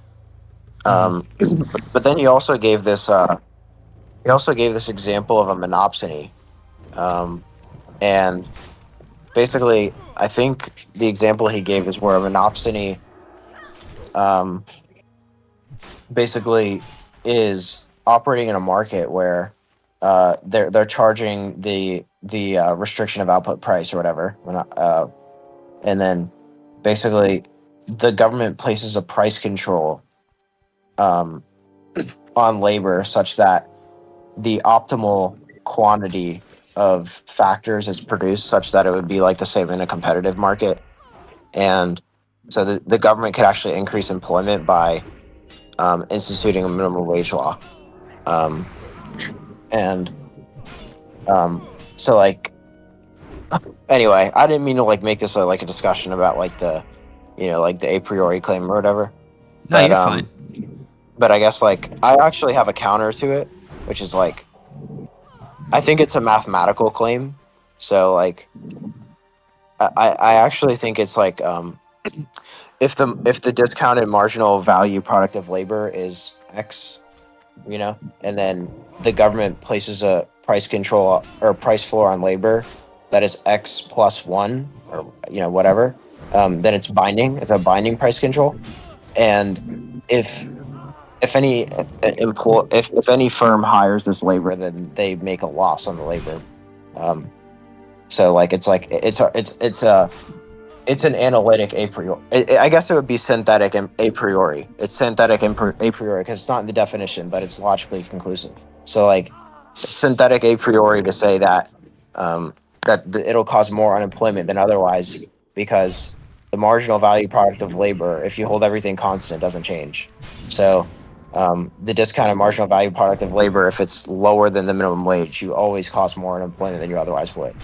But anyway, it's just like something I was thinking about like in my room like a few days. I seen the debate between him and Walter Block and David Kaplan and Walter Block and all the Chicago school versus Austrian school debate. Personally, about a year ago, I got to debate Walter. What I was gonna say is, when I watch those debates, it just seems like they the Chicago schools just do a bunch of nitpicks about the Austrian schools that I feel like don't really hold up when you think about it, or when you hold it under scrutiny, if that makes sense. Whenever you talk about like the minimum wage, I feel like it's always going to tend to be that way, but obviously, like, you could think of a situation, you could come up with a study that shows, oh, the minimum wage didn't lower unemployment, right? But there could be tons of the things about like economic studies is that like there's so many things that you can't really account for. So for instance, like when you look at like a medical study, right? You can do a study. You could test how a medicine can work if that person didn't take that medicine, or if they did take that medicine. Do you know what I'm saying? Whereas with an economic study, you can't, once you put the policy in place, you can't test how it would have been if it wasn't put in place. The counterfactual is not, you can't measure the counterfactual. Exactly. So, you know, that's why I make like the argument in my minimum wage video, which is like, okay, well then how do you know that the minimum wage wouldn't have been higher had we not put it in place, right? I mean, not right. Well, you know what I'm trying to say. The unemployment. That's what I'm trying to say. Yeah, the unemployment rate would have been lower had you not put in place. I'm sorry. It's just I'm tired. It's quite late. No, you're good, man. But yeah. But that's what I was saying in my video, because like, you know, you can't really test how it would have been had it not been put in place. So all you can do is just basically be like, okay, well, we live in a world of scarcity, right? And we know that people in businesses, they tend to want to make more money than lose money, right? Yeah. So because of that fact, if you put a artificial cost on labor, you raise it artificially higher, they're going to have to make up for that cost. Generally, how they do that is by raising prices or by firing people, yada, yada, yada. So you kind of go from one step to the next, to the next, to the next. You can't just go like, oh, well, this scientific study shows that this city didn't increase the unemployment, you know, because, you know, you have no other thing to... Oh, the only thing that you can really do is, like, look at another city, right? And then compare that city to that city. Sure. But then, there's, like, all these different people, different businesses, different circumstances. You know what I mean? Like, it's just... Yeah. Yeah, it's just a failure of logical positivism to try and like say that you can prove whether or not something is good or bad, even if there are other relevant factors that could, you know, be helping to determine the outcome or whatever. So like, but yeah, no, you can make this a strong claim like on the minimum wage is like what if you say you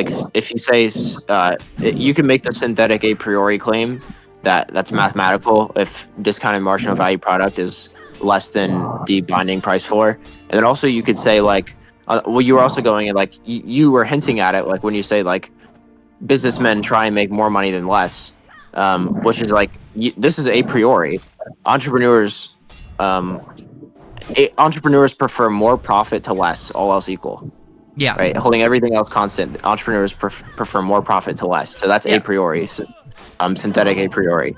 More given often that, than not, yeah.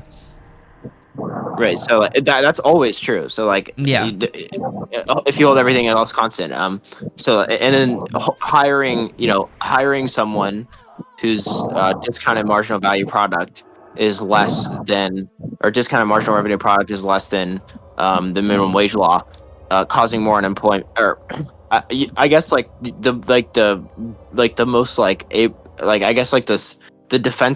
most defensible way of saying it, like most precise way of saying it, I guess, is like any firm that employs this labor earns a loss like from employing this labor. So like, you know, like I guess like any firm that decides to hire them makes they make losses. So like technically employment could rise, but like those firms are making losses from hiring that labor, which will not last for any substantial period.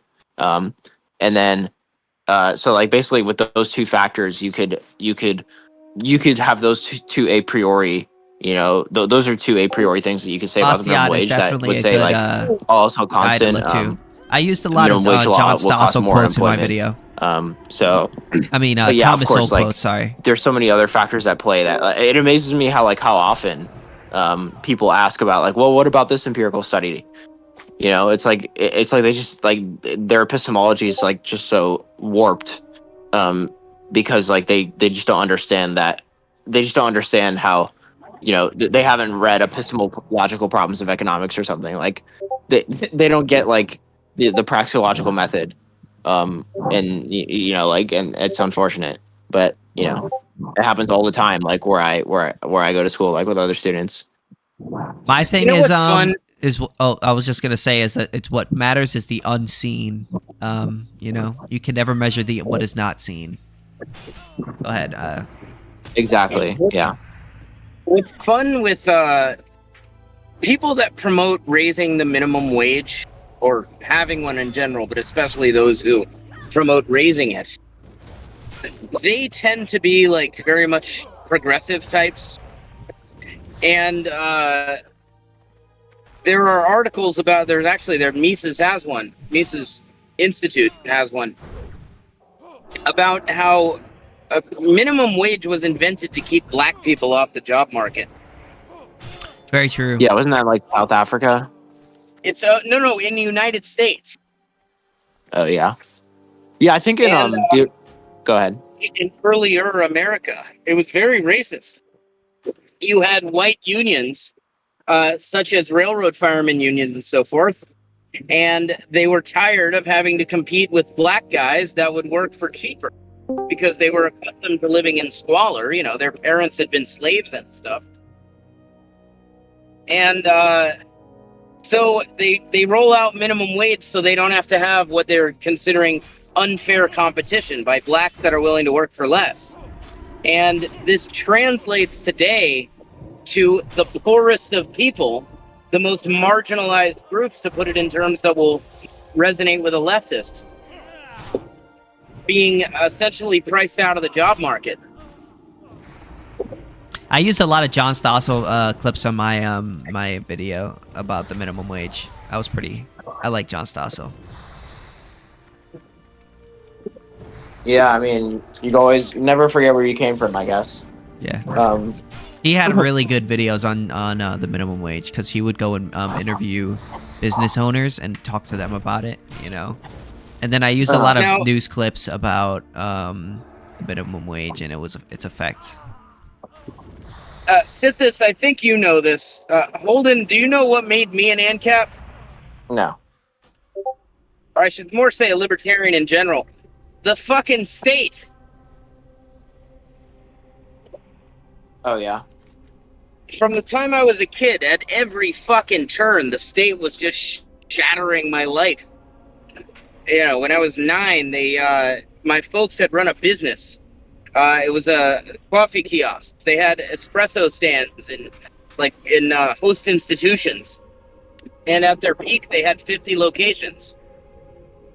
And the state of Maryland Department of Revenue came in and decided to take their most profitable location, which made more than all the rest put together, and use that as a sample of what all the rest must be making in undeclared cash income.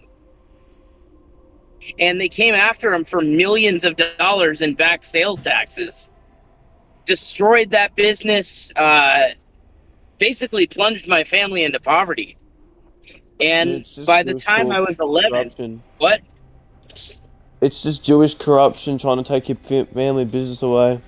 Bro, anti-Semitism is... Bro, come on, man. Come on, Jewish. Boring. I am Jewish, and my mother's Jewish, and she was being targeted. Not for being Jewish, I don't think, I assume, but we were targeted nonetheless. Being Jewish didn't help. And by the time I was 11, I got to a point that my folks had separated, and you know, my mother was kind of able to latch on to various men to take care of her. My dad, not so much. So when I was with my dad, like I had to help with the bills and shit. So by the time I was 11, but fucking child labor laws. Abolish I couldn't just go get a regular job. All of them. The options were all illegal, so I sold drugs. And then I got to taste the war on drugs quite a bit. You tasted it? Yes, I tasted the war on drugs. Did it taste As bad? in, My next friends of video, mine were I have been another video arrested. on war on drugs coming out soon. W. It's an important topic, I think, and it was one of the things that pushed me toward libertarianism, seeing just how fucking insidious and horrible the war on drugs is. Fucking death and arrests and shit around me, people trying to fucking kill me over an industry that's doesn't have to be fucking illegal. And one thing leads to another. I end up in various TTI institutions. I get locked up a bunch of times. I was a fucking slave at a TTI ranch. One time when I was 17, the cops beat the shit out of me for 15 minutes while I was in handcuffs. They electrocuted me with a taser and then and got me handcuffed and then just kept beating the shit out of me while I'm in handcuffs. So shit like that'll drive somebody toward. I was already a libertarian by that point, but Anti-Jewish I became racism a right lot- there. I don't think it was racist in nature. I mean, the cops I were know, I'm just different. messing.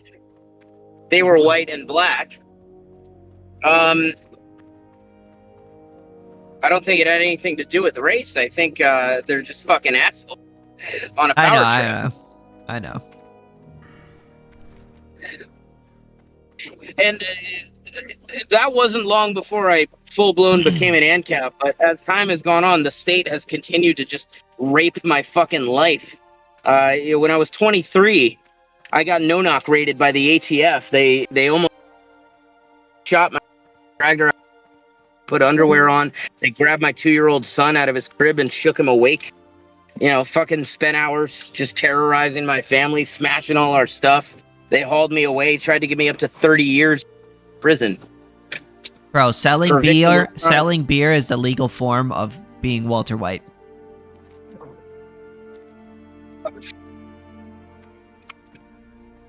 I mean, Walter White, like, fucking murdered people and shit. Yeah, I know. But you know what I'm saying. He was not NAP compliant, not because of the meth cook, but a bunch of other shit he did. You need to follow the NAP 100% without an exception. Mr. White, this is not NAP compliant. Mr. White. Mr. White, follow the NAP, bitch. All right, guys. Well, I'm so fucking tired. I can barely stay up. So. Yeah, I'm gonna second that, bro. Yeah, I'm about to head out, but yeah, we'll talk. We should all talk sometime and get together. You joined the Master Debaters? Yeah, I think so. Alright, bet. The Master Yeah. Debater, that's Fireman Bill's VC you're talking about. He has a VC called Master Debating. He always does that. Yeah, but we have our own group of Master Debaters. We've been furiously Master Debating for the last couple days. Watch. Anyways. Cool deal. Well, it was good talking to you, KingSithis, and Yeah, good you talking too. to you, Tyson. Hopefully, you guys have a good night, and we'll talk again. Good night, guys. I'll let you know when I'm in Gainesville next. I'm there all the time. Cool deal, dude. All right, everybody. I'm going to bed too. Have a good night. It was nice to talking to you. What is not seen. I hope you join my Discord server and we get to hang out and maybe collaborate. I'll see you later.